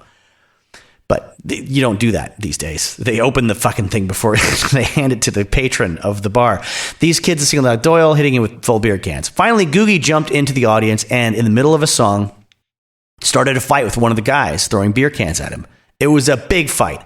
Googie started getting his ass kicked, and Doyle saw one guy throwing beer and hit him in the head with his guitar. Personally, you're asking for it. If you don't think someone has every right to swing a fucking guitar or a bass in your skull when they're playing and they can't run away, they're on stage, and you're just hucking things at them, you get everything you deserve if you were actually the guy that threw a bottle or a beer can at that musician. I think 80% of these kinds of stories, though, end with somebody who wasn't the guy that was throwing anything getting the shit beat out of him, though. And I'm not saying that because of the musicians we're talking. I'm saying just human nature. Knowing what I know about our ability to perceive reality under stressful conditions. So he says it went crazy after that, a big riot, and he mentions Maximum Rock and Roll did their story, was totally one-sided. Everybody wanted the Misfits gone out of the show, but that's bullshit because a lot of people had come there to see the Misfits play. Typical yellow journalism from Maximum Rock and Roll. That magazine was sometimes seen as communistic. Isn't it still like that? What were highlights and lowlights for the Misfits? Obviously, there were some highlights. Not towards the end. Once 80 hit, that's when it got pretty bad. The band you're seeing right now as the Misfits this is 1997 again, is not the Misfits. It's one guy trying to relive something and make money because punk is fashionable again. It's not the Misfits, and everyone who's seen them has called me and said, "What the fuck is this?" The high point was that I got to do all my songs. The low point was putting up with all the bullshit. Once I got out of that situation, my life became so much better and easier. Those guys could go through money like you wouldn't believe. You didn't make that much money back then to begin with. If we made $500, we were lucky. Was Sam Hain a decision to do something different? What a fucking dumb question that is. It was supposed to be what I wanted to do all along. Originally, we were going to call it Danzig. It was a blending of what people call goth with some slower grooves and tribal drums. More progressive for sure. Punk was getting boring. Sam Hain was definitely the precursor to gothic metal. I'm trying to think of what was going on then. Bauhaus and Alien Sex Fiend. We were doing stuff that was mid-tempo and dirgy, and at that time, I was playing so many instruments on records. It was like the Misfits. Again, it was hard finding people. I listened to Sex Gang Children, March Violets, Fetus. I like music that has the original punk ethic, which is, as soon as it gets boring, change it. Music has always been revolutionary for me. Sam Hain wasn't horror. It went farther. It was a more real approach. That's what Earth AD was supposed to be. The other guys made it cartoony. With Sam Hain, I got the idea people wanted you to do one thing and you were doing something else. We played to way more people than the Misfits. People think the Misfits were a big band, and it wasn't. We had big shows in New York or LA, but anywhere else except Detroit, you're looking at 50 to 500. All right, from here on out, it goes into the rest of his career up to the modern day at this point, which is 1997. But let's jump back into some Green Hill.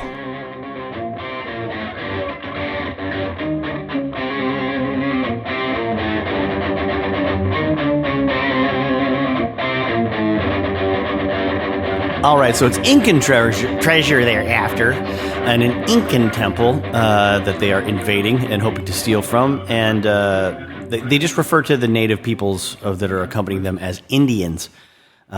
They all speak, with vaguely Mexican / South American accents, mostly just saying yes, senor, things like that. And at one point on a boat trip towards the site where they're invading and plundering stuff that's not theirs to take away, Vincent Price's character actually says the phrase, "That's why they call it Green Hell," after someone else complains about the heat in the jungle, and another cast member explains that, in this part of the jungle it can get up to 140 degrees, and then there's like some garbled line I can't make out. I rewound it 3 times and listened to the line before Vincent Price says that's why they call it Green Hell, and for the life of me, I can't tell you what the indicator was. Anyway, we're coming up on a plot thickening, a devising, where a woman shows up among these explorers, which I should correct myself. We're not all American. There's Brits in there too.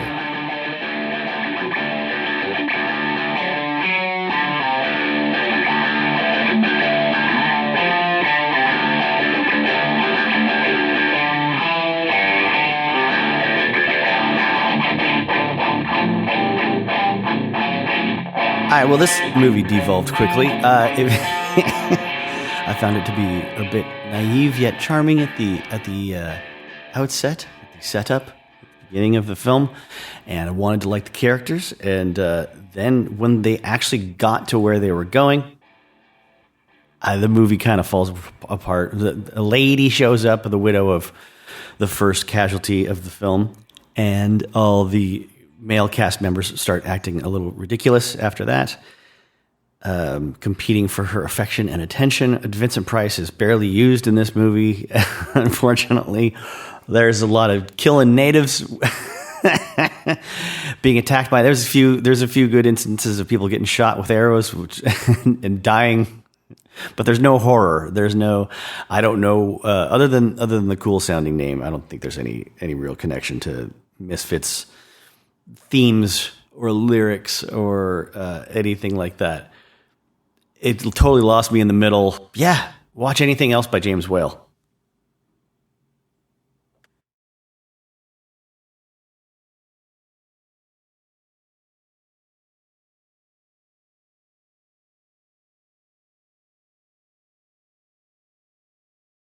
All right, have you had a little break? All right, how you feeling? You got to, hopefully you've by now taken a break, drank a gallon of water, maybe watched Bela Lugosi Meets a Brooklyn Gorilla starring Sammy Petrillo, everyone's favorite Jerry Lewis impersonator, whose entire acting career was ruined by the fact that he was a highly successful Jerry Lewis impersonator for about a year and a half. Good. Glad you did. Let's talk about Jerry Only. Let's read some direct quotes from him. Jerry and Doyle's dad started a company called Pro Edge. Pro Edge is like X-Acto knives, but it wasn't X-Acto knives. And it was, I guess, kind of like box cutters, but there weren't box cutters. Somehow during the 70s, it was like doing tons and tons and tons of business. And young Jerry Only gets to work at his old man's place. And when he first teams up with Glenn, he basically just took his paycheck, according to him, and would go to the music store and dump it into equipment. Probably asking Glenn what they should buy, I'm guessing, based on, a lot of these interviews. Like, they wanted to be in a band, he wanted a band, and my interpretation is that, like, they weren't musicians. They didn't know how to play. So they, Glenn being older probably knew how to sort of direct their energies and intentions a little bit. And that, I think, is a bit of moral high ground for Glenn when it comes to who's owed what later. But not all of the moral high ground. Okay? You still had to get younger people to go along with your fucking shenanigans. And these guys worked really hard.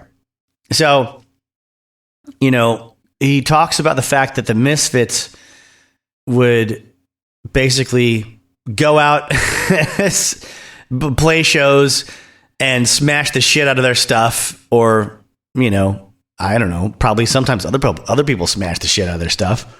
And that was all the money they worked for all week, in the machine shop or in the Pro Edge factory.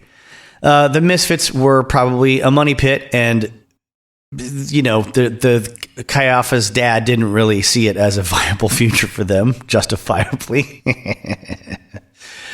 But they didn't copyright and publish things in those days, and they didn't have the business sense to sort of grab onto the publishing, grab onto the whatever deals are being made.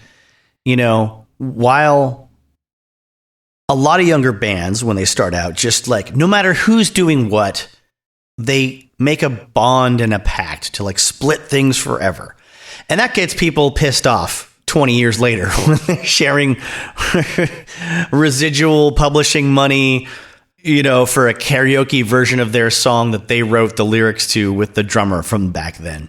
But back then, the drummer was the person that was willing to drive long distances for the shows and things like that, or maybe helped with promotion and, couldn't write songs, but they'd hitched their horse to a band that could write songs, and they provided that band with something of value. Now, what do? Well, most people would just say, well, who knows what our shot's going to be in the future? We should all be equals, right? And right now, if we don't have the ability to play shows, we can't get our music out there and get noticed. So the people that make you noticeable, like the guy that drives a truck or a van, or is the only drummer that'll work with you, let's say, or is a bassist that will learn your songs, is pretty damn important unless you have the contacts and the ability to go get somebody else that will work for nothing. That's up to you. And it seems like with this sort of part of the storytelling that, Glenn wasn't the guy that was going to just say, hey, fellas, we're all buddies.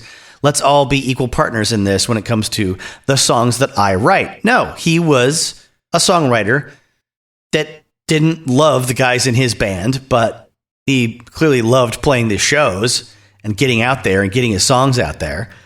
He didn't feel like he owed them that. And a lot of people would probably side with that in general, except for when you go back and look at, well, then who fleshed out these songs? How much contribution was provided by Doyle, provided by Jerry only, things like that. If that is under scrutiny, then it's open to interpretation by a court. If it's open to that, then it's going to lead to a lot of problems later. And if he had maybe just given them a little bit of a cut and let them wet their beak all throughout these decades, they wouldn't have fought so hard as they did.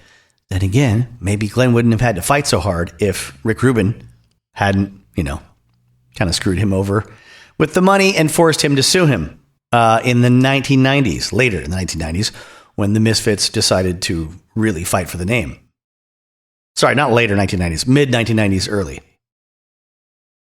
And to go back to, the narrative from Jerry only, this is the time when Glenn was just moving forward with decisions he wanted to make and deals, that he was going to sign, and that was going to put him in a better position years later to make more money than them. And we're going to get into some other details later from, oh my God, I didn't know this stuff about Legacy of Brutality. Holy smokes. I'm so excited to talk about that later. Oh! Anyways, when Jerry only talks about the early days with Glenn, he says that, he teamed up with him in 1977 after he graduated with a friend of his named Manny, who was a drummer. Then by April, he says, I was playing in CBGB. I was playing the bass for 1 month before I was going out doing gigs. That entire summer, we worked out the Static Age album.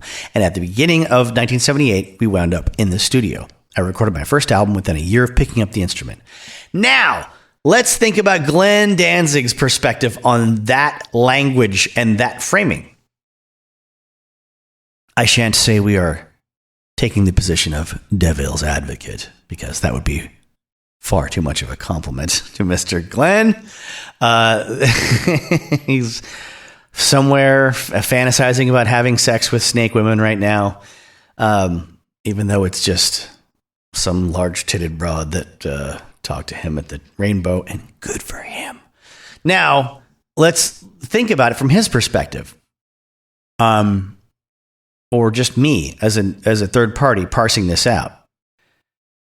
He wants to say, well, Glenn did all this bad stuff to us because he signed all these deals without us and out our input and didn't put our names on it and took credit for our songs. He says, he couldn't, basically, if you're going from Glenn's point of view, he's like, well, yeah, he couldn't fucking play bass. He was playing CBGB within a couple of months of teaming up with me. He didn't have that before he teamed up with me. The entire summer, when Jerry says we worked out the Static Age album, yeah, those are Glenn's songs.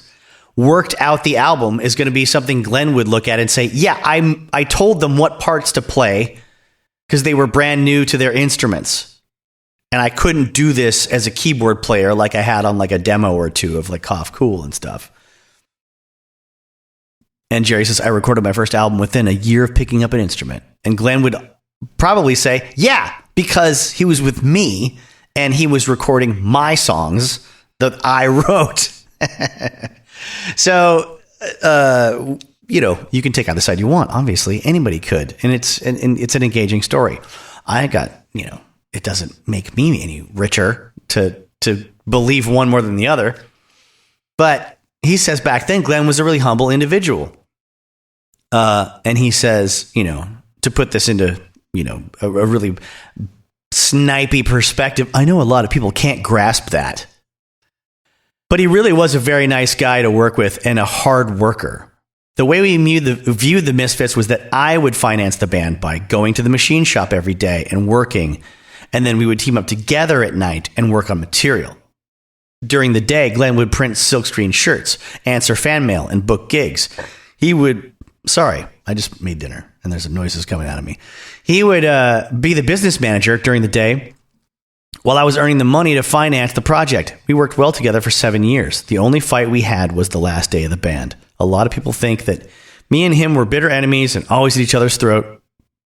That was never the case. When you listen to the Misfits, it says a lot about progressive music. The roots of music are tied deeply in the 50s, in the Buddy Hollys, Gene Vincents, and Dion's. The Misfits took that foundation of 50s music and made it nuclear, bringing it to another level of power, another level of equipment. I don't know what another level of equipment really means. So, for a lot of people that have been in bands, many, many different bands, and then look back at how you treated your early bands or existed within early bands when you were young and kind of naive, I think this language bears more scrutiny. He would provide money by working a day job.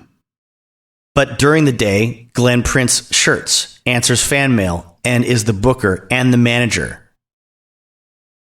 Okay, bookers, managers, and merch people make more money than recording artists or punk bands all the time because they have to get paid up front.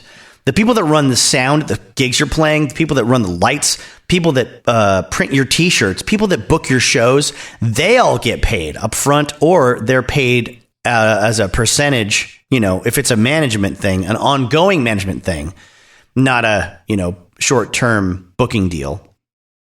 You're getting 20% of everything the band makes, so you have an interest in making sure they're busy.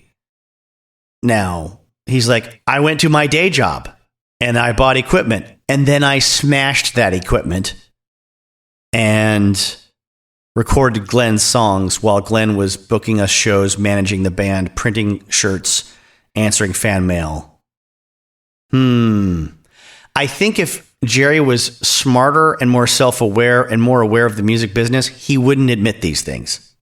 I don't know who would want to admit these things if they had the perspective that Danzig owes him the rights to the name and the rights to the merchandise, which will, again, I keep saying we'll get into later, and I'm just going to do a little chunk about the lawsuit era, and then, just to tie it all up. The main thing I like about our band, he says, is that, like the Ramones, we can go from one song to the next without catching any wind. We memorize the set because me and Dr. Chud wear glasses and we can't have a written set list. We've got to memorize 45 songs in a row. We'll play for an hour and a half and it won't stop from beginning to end. Daniel Ray told me you guys are wearing your audiences out. You're playing so relentlessly that after 35 songs, people don't have any more energy left to participate. Oh, isn't that nice? Isn't that complimentary? So thankfully, the interviewer from Seconds Magazine starts to get him, to talking about the early days of playing places like Eddie's in Teaneck, New Jersey. And Jerry only says that Eddie's was trying to be what was called new wave at the time. The bands from New York didn't feel the need to step over the line and play a place like Eddie's Lounge. I think he just means because New York was like hipper and they had a lot of places to play. Eddie's needed bands. They would rather hang out at Max's, so Max's Kansas City, or CBGB and take the night off and then go play Eddie's. There were a lot, because they're going to be seen there and they might get more bookings. So, all right, fine, whatever. Yeah. I think he's not being derogatory here, but he is sort of kind of setting up like, look, they didn't have a lot of competition, a lot of bands coming into play there, and we were probably a godsend to them. That's what I'm guessing he's getting around to. There were a lot of people from Jersey who really wanted to have a scene. They were willing to come to Eddie's Lounge and watch us play. It was New Jersey's first attempt at catching new wave and bringing it in. People all over the world say that Misfits was a New York band, but I didn't mind saying we're from Jersey. What are we going to do? Lie to impress you? He talks about the other place they played at the time was Show Place in Dover. Then in the early 80s, they would play a place called Hitsville in Passaic, New Jersey. And he doesn't name any other places.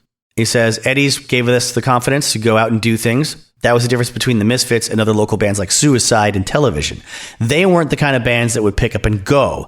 We went to Toronto, Detroit, other gigs out of town. The following we developed in the Midwest made this band a national act. I think that's all a great point to make. Very relevant. Television, Suicide, they had their scene, they had their drugs, they had their groupies. I don't know that they really thought that far out of like, oh, shouldn't we be playing Toronto? No, I'm sure they never thought about that for a second. I haven't revisited Please Kill Me by Legs McNeil. And I'm fucking sorry, the other author. It's right over there across the room from me, and I can't read the author's name from here. But I will when I do that CBGB's episode I've been threatening to do for 2.5 years now.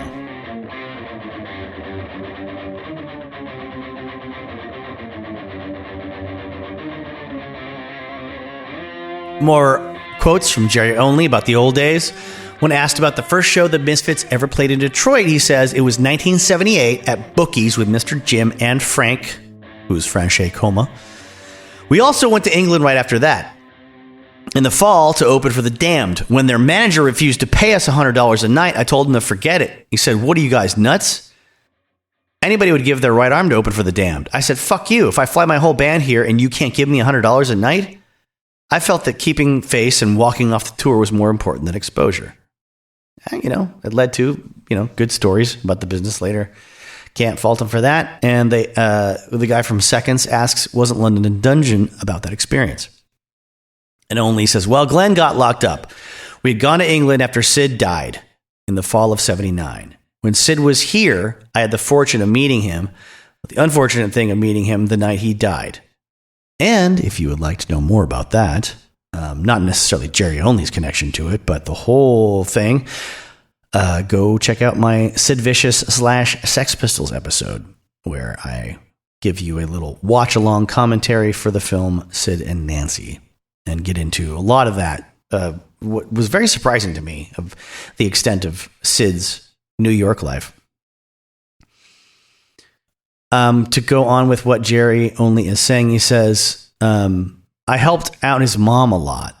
When we walked off the Damned tour, we went back to London. I found a place to stay. She said, let me pick you up and bring you down to southern England and show you Canterbury Cathedral. She drove all the way up to London, picked me up, took me around. It was really fun. During this time, Glenn and Bobby Steele went to go see the Jam at the Rainbow.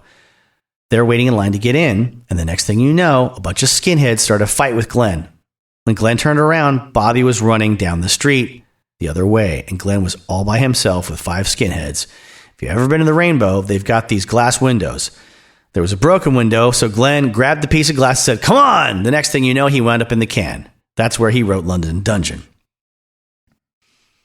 The interviewer asks about how the band's look would change by the time they put out Bullet.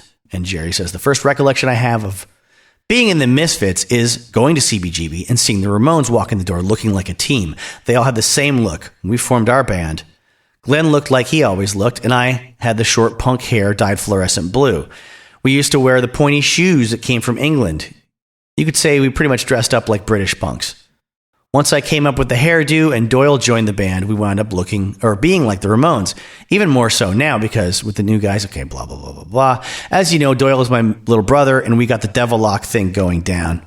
Glenn kind of touched on it, but he didn't take the same hairdo. He wanted a little bit of the fatter thing with the side part.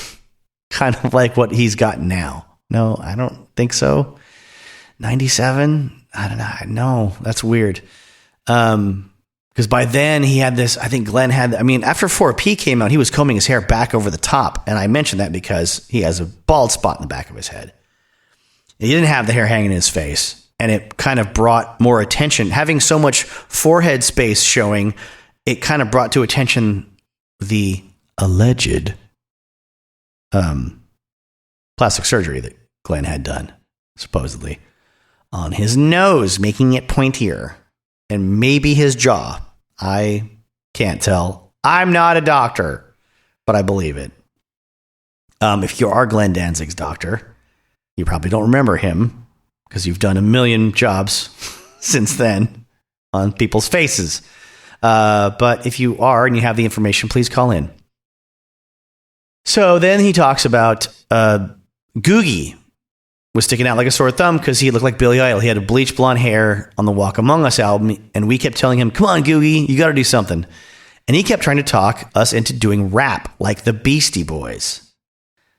Now that you had me and Doyle matching up as a team, you had Glenn kind of stepping into that aura, and then Googie was replaced by Robo. Robo was an old man, so there wasn't much you could do with his image. He didn't really match. So I don't know.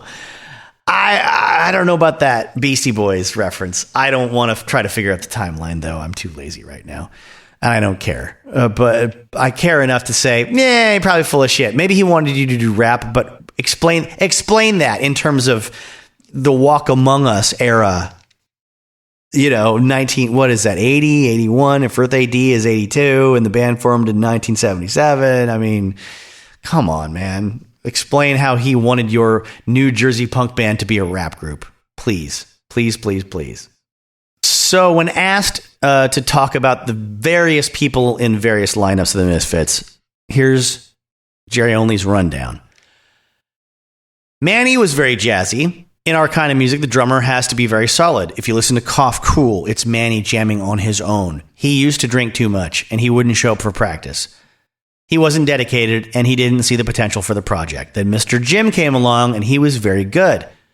You never see him get aggravated or lay on the floor from exhaustion after a gig.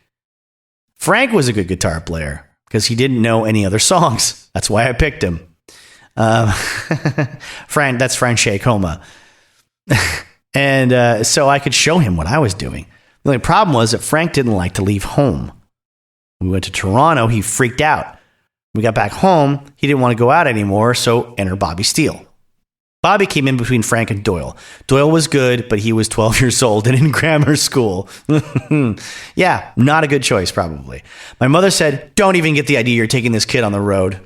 And of course, Jerry thinks he was going to. Of course, his mother had to tell him not to. Good Lord. The only time we used to tour with Doyle was during the summer when he was off of school. That's when we did the Walk Among Us album and the tours to San Diego and San Francisco. The reason we picked Bobby to take Frank's spot was, 1, Bobby was from Jersey. 2, Bobby was covering Sex Pistols songs and had an idea about what we were doing. The only problem was that Bobby's problems were bigger than the problems of the band. If Bobby had something to do, then the band came second. I was never that way. It always seemed Bobby would show up and not have a guitar, so he'd always have to use Doyle's. Then he'd break all of Doyle's strings, and Doyle would come to me and say, "Why do you let this guy use my guitar?" I said, "Until you're ready. We've got to do this. You've got to hang in there." We eventually replaced Bobby with Doyle, and the rest is history. Doyle's a phenomenon as far as guitar players go. I told them, okay, this branches into something totally unrelated, which is, I think, the theme of this goddamn interview. The interviewer has to keep bringing him back to something important to talk about. You know, like, hey, tell me about the early days of the band and who was in it. And then he goes off on some tangent that wasn't the question that was asked. And I think this is on purpose. I think Jerry knows this is how he gets his point across. And he gets, maybe a little dig in here and there at former members of the band, including Glenn. And he goes, after saying Doyle's a phenomenon as far as guitar players go, I told them to put a sticker on our album. What album are you talking about? Because it has absolutely no swear words. Okay, we're not talking about a Danzig era album, are we? And no guitar leads. Well, that's another thing, that there were some guitar leads in Misfits songs on other albums, on the early albums. There was a couple, doodle doodle doodle doodle doodle doodle doodle doodle doodle doodle doodle. I think, Static Cage. Doodle doodle doodle doodle. He says, one of the boldest statements in 35 years of rock and roll. Do you have to have do you have to have gang wars to get an album to sell? So he's talking about hip hop. And he's talking about black people. We'll get to that too. Do you have to swear and be really cool? Or can you get down in the trenches and kick it? With this new record, I told the guys, there's no reason we can't write spooky songs without swearing. So we did it. For the Misfits to come out with a clean album and you to love it, I think that says something for our songwriting. I had one concern, and it was about us writing songs that were better than the old ones. We come from a substantial past. You give this record 6 months, and I think you're going to feel like I feel. Our goal is to be the ultimate band of eternity. Sell more records, kick more ass, have some merchandise. This is total mass media domination we're going for. I'm not doing it because I want to be a rock and roll star. We work hard developing these things, and we enjoy the creation of what we bring to you. That statement, at least, bears out. I believe that. I believe that he works hard developing these things and enjoys the creation of what he brings to you. He says, Glenn had a tremendous voice. It takes tremendous talent to sing that Static Age stuff as well as he did. Earth AD doesn't have technically superior vocals, but it takes a lot of ability to do all those screams. You're putting somebody up against Glenn. The only way I could come up with a long-term investment was to build somebody. Oof. We got Michael at 19 and started constructing him into what we needed him to be. I made him take vocal lessons, and we tried to get him to lift. Jesus, balls. And that's not the lamest thing he's going to say during this episode that I'm recording. So let me read some stuff that leads up to Jerry only saying something real shitty. And for once, not about people that he used to be in a band with. This is from American Hardcore, A Tribal History by Stephen Blush. That's the guy that's doing the same interview that I was just reading from. So, yeah, good work for me, for my brain, for remembering that he wrote this book that I've used as a reference in other episodes. I'm sorry, it's been on the shelf for a little while, and I haven't reminded myself that Stephen Blush was the author of this great book, and I love it a lot. So, this book makes me feel like a poser piece of garbage because I know I'm not enough of a hardcore punk fan compared to, I don't know, any other hardcore punk fan that's ever lived. I just like a few bands, and they wear me out because they're so hardcore, and I'm not hardcore because I don't live hardcore. I'm 44 years old, and I still do like a couple of those old songs by Michelle Branch. I'm not afraid to say it. Because I'm not a poser. So let me read like half a page from the Hits from Hell chapter that I did reference in the previous Misfits episode.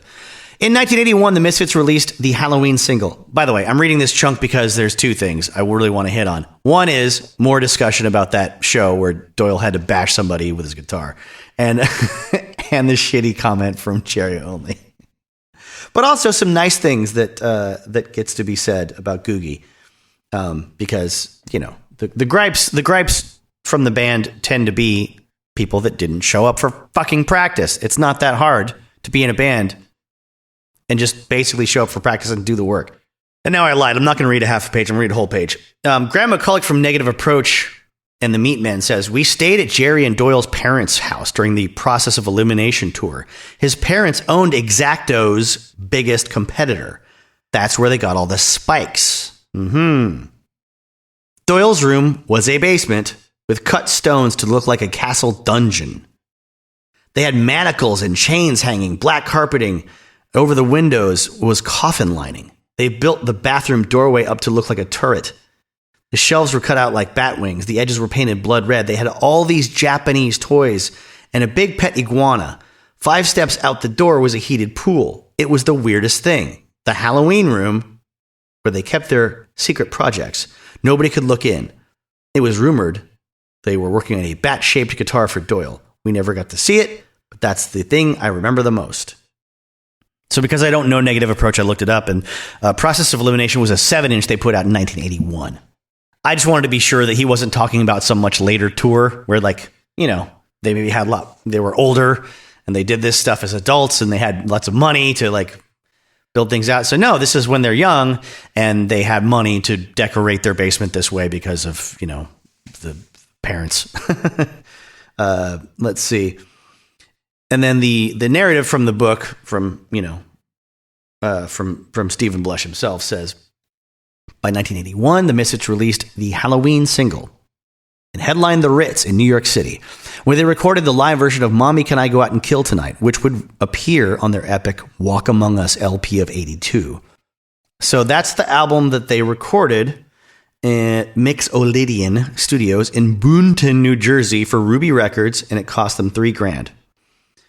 Ruby was a subsidiary of Slash label in LA, which we've referenced in, I think, if not the Go-Go's episodes, then the Go-Go's and the Runaways episodes. I was initially reading interviews about Slash magazine and thinking it was Slash Records, but it started with a magazine, a fanzine, a punk scene, it turns out, and then went from there into a small subsidiary label, which is kind of neat. But despite the success of their first national tour in support of Walk Among Us, the friction among the 4 guys in the van led to huge spats, particularly between Glenn and Googie, leading to Googie's departure upon returning home. The two argued over the stupidest things. They had a fist fight once over cheeseburgers. Googie wanted 2. Glenn would only let him have 1. Many will tell you that working with Glenn could be very unrewarding. So Jerry says he liked Googie. He was really dedicated. When we did Walk Among Us, he was spot on. He worked in Manhattan, lived in Queens. Would take a bus from Port Authority to Hasbrook Heights to Lodi. We'd pick him up there. He'd show up 3-4 times a week, sometimes 5. He'd do his job. I'll never say anything about him during that Walk Among Us period. That's why that album is the real calling card for our band. Then the narrative says, an unbelievably violent episode at SF's Elite Club, San Francisco's Elite Club, during the tour with Googie, greatly accelerated the Misfits' notoriety. For years thereafter, scenesters decried Misfits' violence, only adding to their legend. And then there's a quote from Glenn saying, all night people were getting hit with bottles and beer cans, blah, blah, blah, blah, blah. This is the exact same quote from the interview I just read about Maximum Rock and Roll, blowing it out of proportion. It's the exact same words because it's the exact same, interviewer. Then a quote from Jerry Only. That show was very mismanaged. Run by a guy who had very bad security. He had a bunch of black guys doing security. A bunch of white teenagers he was serving drinks to. I'm not saying there were racial problems. Oh, okay, good. He's not saying there were racial problems. Let me read the next part of that sentence. But you had 8 blacks. 2,000 kids. When we take the stage, that's exactly what we do. We take the stage. Doyle was defending himself. It got out of hand. It shouldn't have happened. I feel bad about it. Okay, so wait. 8 blacks and 2,000 kids. Isn't it conceivable that like 8 of anybody could not be enough to withstand the aggression of 2,000 kids? And were there 2,000 kids? I'm sure people could verify that if they wanted to. I don't care. Maybe it was a huge deal. Maybe it was a huge show because it was San Francisco. And like, you know, the guys have said, look, they didn't really have big crowds anywhere except for New York and some parts of California. So my issue with his mention of race is not that he mentions the race of the people that were employed there. It's that he doesn't qualify why he's bringing it up or give it any context. Is it that he's implying, hey, these white punk audiences were extra aggressive with black people? I don't know. He didn't say that. Is he saying, you know, hey, at the time, there was a lot of racial tension in the scene? Nope. He's not saying that the security guards were seen by him as extra aggressive because they were black.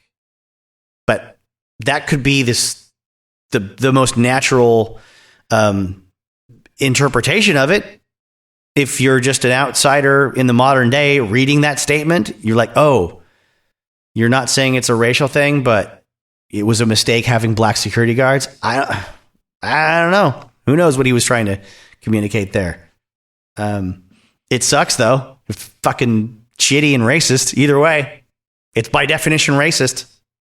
He doesn't need me to scold him. He obviously didn't give a shit. And guess what it's not going to do? Like everything Jerry Only says, it's not going to affect how much I enjoy listening to the Misfits, ever. But I will say this. If in the modern day, someone said those statements, like on a certain news channel in American cable news, there were 8 blacks there, and I'm not saying it's a racial issue, but it was trouble. It's clearly someone trying to tell you there was trouble because of race, and they feel that it was irresponsible to have people of that race there. That's what they say in the modern day. I believe it's what the children call a dog whistle. I have problems with that sort of phrasing, though, and that being accepted all the time. Whenever someone says something like, law and order, oh, it's a racist dog whistle. Well, I mean, yeah, when Nixon said it, yeah. When Trump said it, yeah. But let's not give that whole phrase away to all the racists of America. I'm going somewhere with this. I'm trying to be magnanimous here. Not that Jerry Only, you know, as a musician deserves it, but as a person, I think he deserves a little bit of room for interpretation. I think it is more likely he was implying that there was racial tension there, and it was a bad move to not hire security guards that looked more like the guy, that looked maybe like they were from the local scene, or they were punks, or they were, you know, white guys or whatever, because of the aggression in the crowd. Maybe. I can't rule on it, but I want to put that out there. I'm trying to think like a person back in those days that doesn't believe they're saying anything racist or implying anything. But he doesn't explain himself, and he thinks it's just a given that was a bad move. So I think my opinion is just that it's an indication of a racist mentality, and that can be real even in a person that doesn't personally hate people of a certain race or any given race and thinks of all different people as equal, right? He's still buying into a racial bias and buying into a racial dynamic without explaining what he fucking means when he says it. That's his bias. That's his privilege. And he expects his audience to just accept what it is he just said without question. You don't have to be a guy that would burn a cross on someone's front lawn or deny a person of another race a job at your dad's X-Acto knife ripoff bootleg factory for me to say, go fuck yourself, you racist douchebag. Because if you want to be understood, you make damn sure you get the words out there the way you're supposed to, so we know what you mean. And you talk a lot, motherfucker. You took a lot of shit about a lot of people. You can't stop talking whenever there's a microphone in front of you and judging people all the time. If all this makes you uncomfortable, I don't blame you at all. So, but I've already said everything I wanted to say, so don't worry, it's over. But like a lot of people that give American Christians a really bad name, Jerry Only is a judgmental, pious motherfucker that thinks it's the most badass thing in the world that we managed to make a record with no cuss words on it. How badass am I? Wah.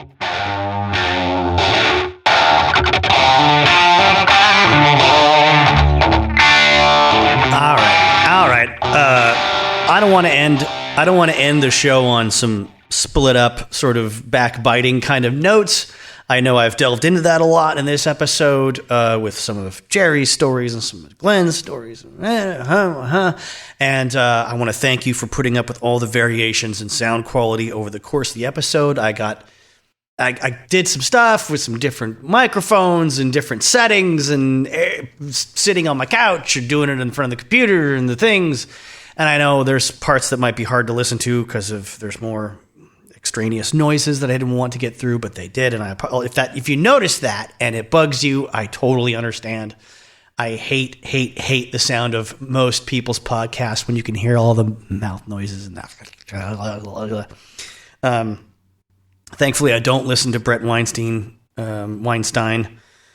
and his wife do their thing, but I've heard clips, and it's like the epitome of the Shure SM7 with tons of just preamp gain on it and compression and, the kind of stuff that everyone thinks is the normal podcast sound you have to do with your microphone. Let me assure you, it is not. But if you're doing stuff like this, do it yourself. Do it your own way. Get a weirder sounding mic, maybe. I don't know. Why am I telling you what to do? I don't know how I'm doing what I'm doing. I keep changing my EQ and my compression settings and trying different things. And I've been doing voiceover stuff for years now. It's just like my guitar sound and my amps and my pedals. Once you're satisfied, I don't know. What do you do after that?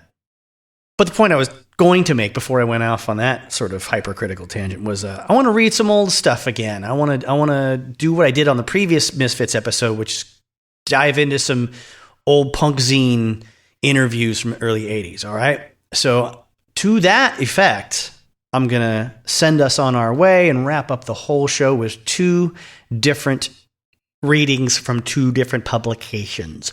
The first one is simply a write-up from 1981 in a magazine called New Musical Excess. And it says, it's common knowledge that if the Misfits wanted to, they could rule the world. But they seem content as is with their cult status, releasing vinyl infrequently and playing with as much irregularity. However, when the Misfits do gig, they put on the best shows with as much expertise and sheer force as is to be found anywhere. That's FOIND.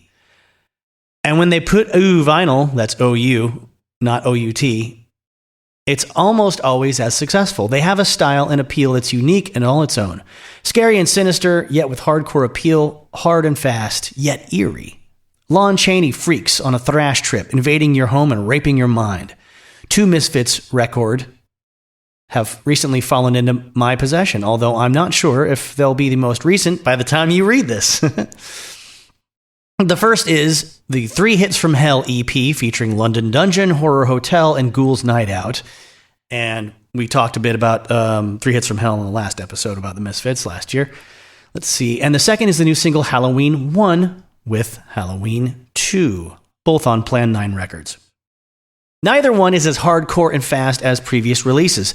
The EP was done after Bobby Steele, now of the Undead, was bumped, but some of his guitar work is on London Dungeon. The thing that I like on this EP that's rarely commented on is Glenn Danzig's singing. It's echoey and creepy and must be manic live. Wait, didn't you imply that you've seen them live multiple times by saying they're like the best live band?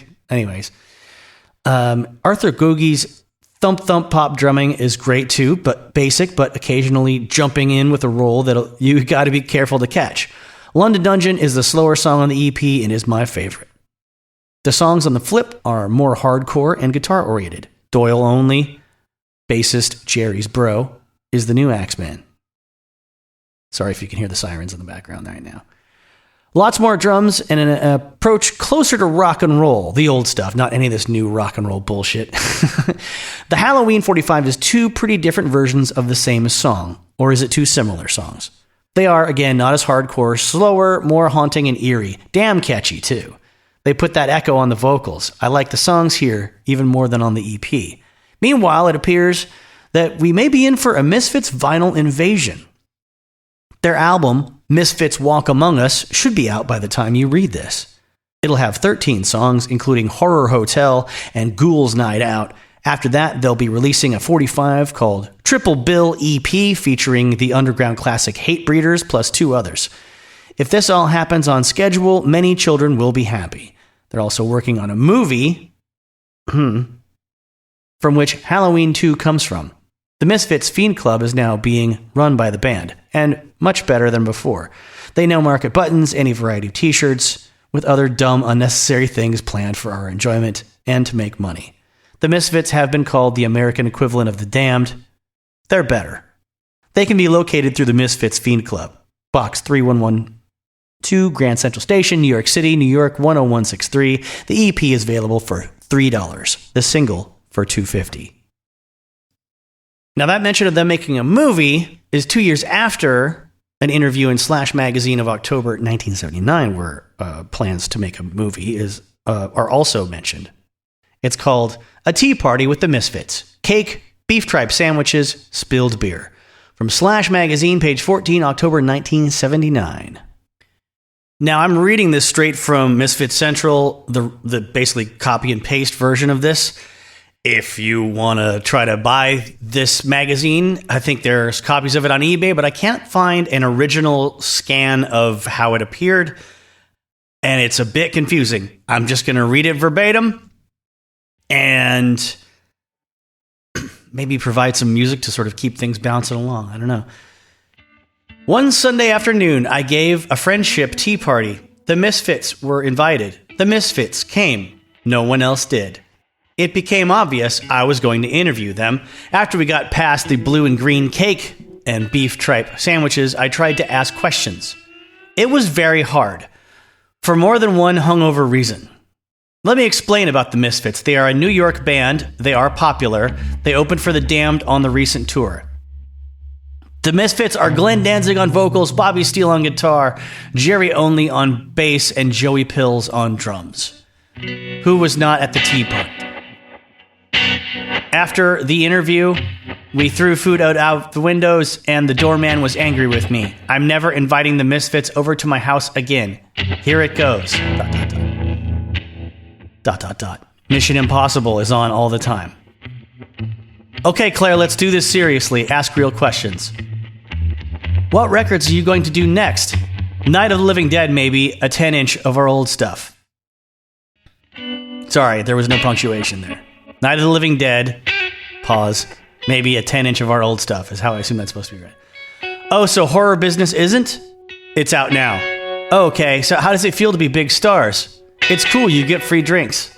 Are the Misfits alcoholics? Yep. Are the Misfits drug addicts? Sure. Are any of you homosexuals? Klaus is, ha ha ha. What's your dream bill? Us and us. The Temptations? Yeah. Leslie Gore? Claire still sitting in the chair thinking of a question. Who in New York do you hate? Who in New York do we hate? Who in New York do you like? We like the Misfits. They're a very good band. Jerry throws a Barbie doll on the floor. Oh, Barbie. Our new single is Barbie Bites the Dust. I just want to be party time girl. I'm party time boy. What's your favorite movie? Wind in the Streets. No, Night of the Living Dead. Are you making a movie? Well, it's not just us making it. There's a whole mess of people. But we're going to be in the movie. It's about 4 different things. It's all monster movies. 4 different monster movies. Howie's going to be in one. Jerry's going to be in another. I'm going to be in another. Klaus is going to be in the other one. ... Exciting big tours you're going to do. Might go to England with the Damned. Did they ask you to tour with them? Yeah. Didn't they? We hate Max's. Max's sucks. You haven't played Heat yet. A lot of people haven't played there yet. Club 57 is going to die for sure. C's is going to go under really soon. Club 57 is just too big to handle. For a minute, they were getting the bads into the big halls, and all at once they blow it? Question mark in the text, not my addition. Because of all that power pop bullshit. Claire spills beer all over the floor. Don't spill any beer. We're changing this interview to Go-Go Girl Gets in Trouble. Heat might have a chance because they can pay the rent in one date. They can hold a large crowd. Do you think your music has evolved? Sure, it's just a lot tighter than it was. The idea is a lot more intense. Bobby plays too many leads. No, I don't. You do too. Do the Misfits really hate each other? Passionately. We have to, or it doesn't come off right. We don't have enough violence. We fight a lot, but we work everything out. I'd say it's science fiction. That's what we are. We're not R&R. We're not R&R. We're not new wave. David, if you say it one more time, I'm going to... ... Phil Spector is God, you know. Nick Lowe would be a good producer, even though he's a jerk. Do you want to talk about a certain person's mother distributing in England? No. I'm going to assume that's Sid Vicious's mom. Do the Misfits date girls of other religions? We don't have a religion. Favorite ice cream? Chocolate. Racist overtones. Bobby, why do you keep throwing up on people at the Mud Club? Is it true you threw up on John Lennon? Let me demonstrate. Do you like to drink, Bobby? Yeah. Do you drink a lot? Yeah. I'm gonna grow another head, be party time boy and party time girl, like that man with Rosie Greer and the white head and the black head, the two-headed transplant. Doesn't anybody want to watch TV? I've been watching it. It's not doing anything. Barbie, I love you. Chitlin pizza. Little girls. We're not musicians. Rape, pillage, and steal. How can you be in a band that absolutely sucks to hell? One dead, blank viewer. I don't know. It's just a blank. Is it true you are necrophiliacs? No. Glenn doesn't know what it means. You know what it is, Bobby. I know. Yeah, you know. People who dress up like blank. ... I mean, the letter G and a blank and a period. ... Talk about our single now. Horror Business was recorded in a haunted house. Bobby, what are your influences? Jimi Hendrix, Johnny Thunders, and Condemned Souls. And Glennie. Glennie starts to impersonate a kamikaze plane, and Bobby leaves to drive Dave to the subway. When are you going to LA? We're calling up this week for dates. We should be there in September. Bobby comes back, and we throw food at him from the living room window.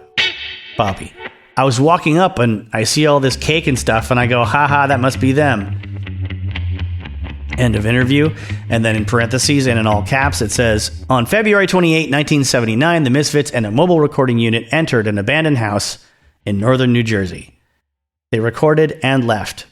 While mixing the tapes back at a NYC recording studio, strange voices and noises were heard in the background, especially on Teenagers from Mars. No explanation of these sounds could be given by the band or the recording crew. Dave Street. And that's that for now.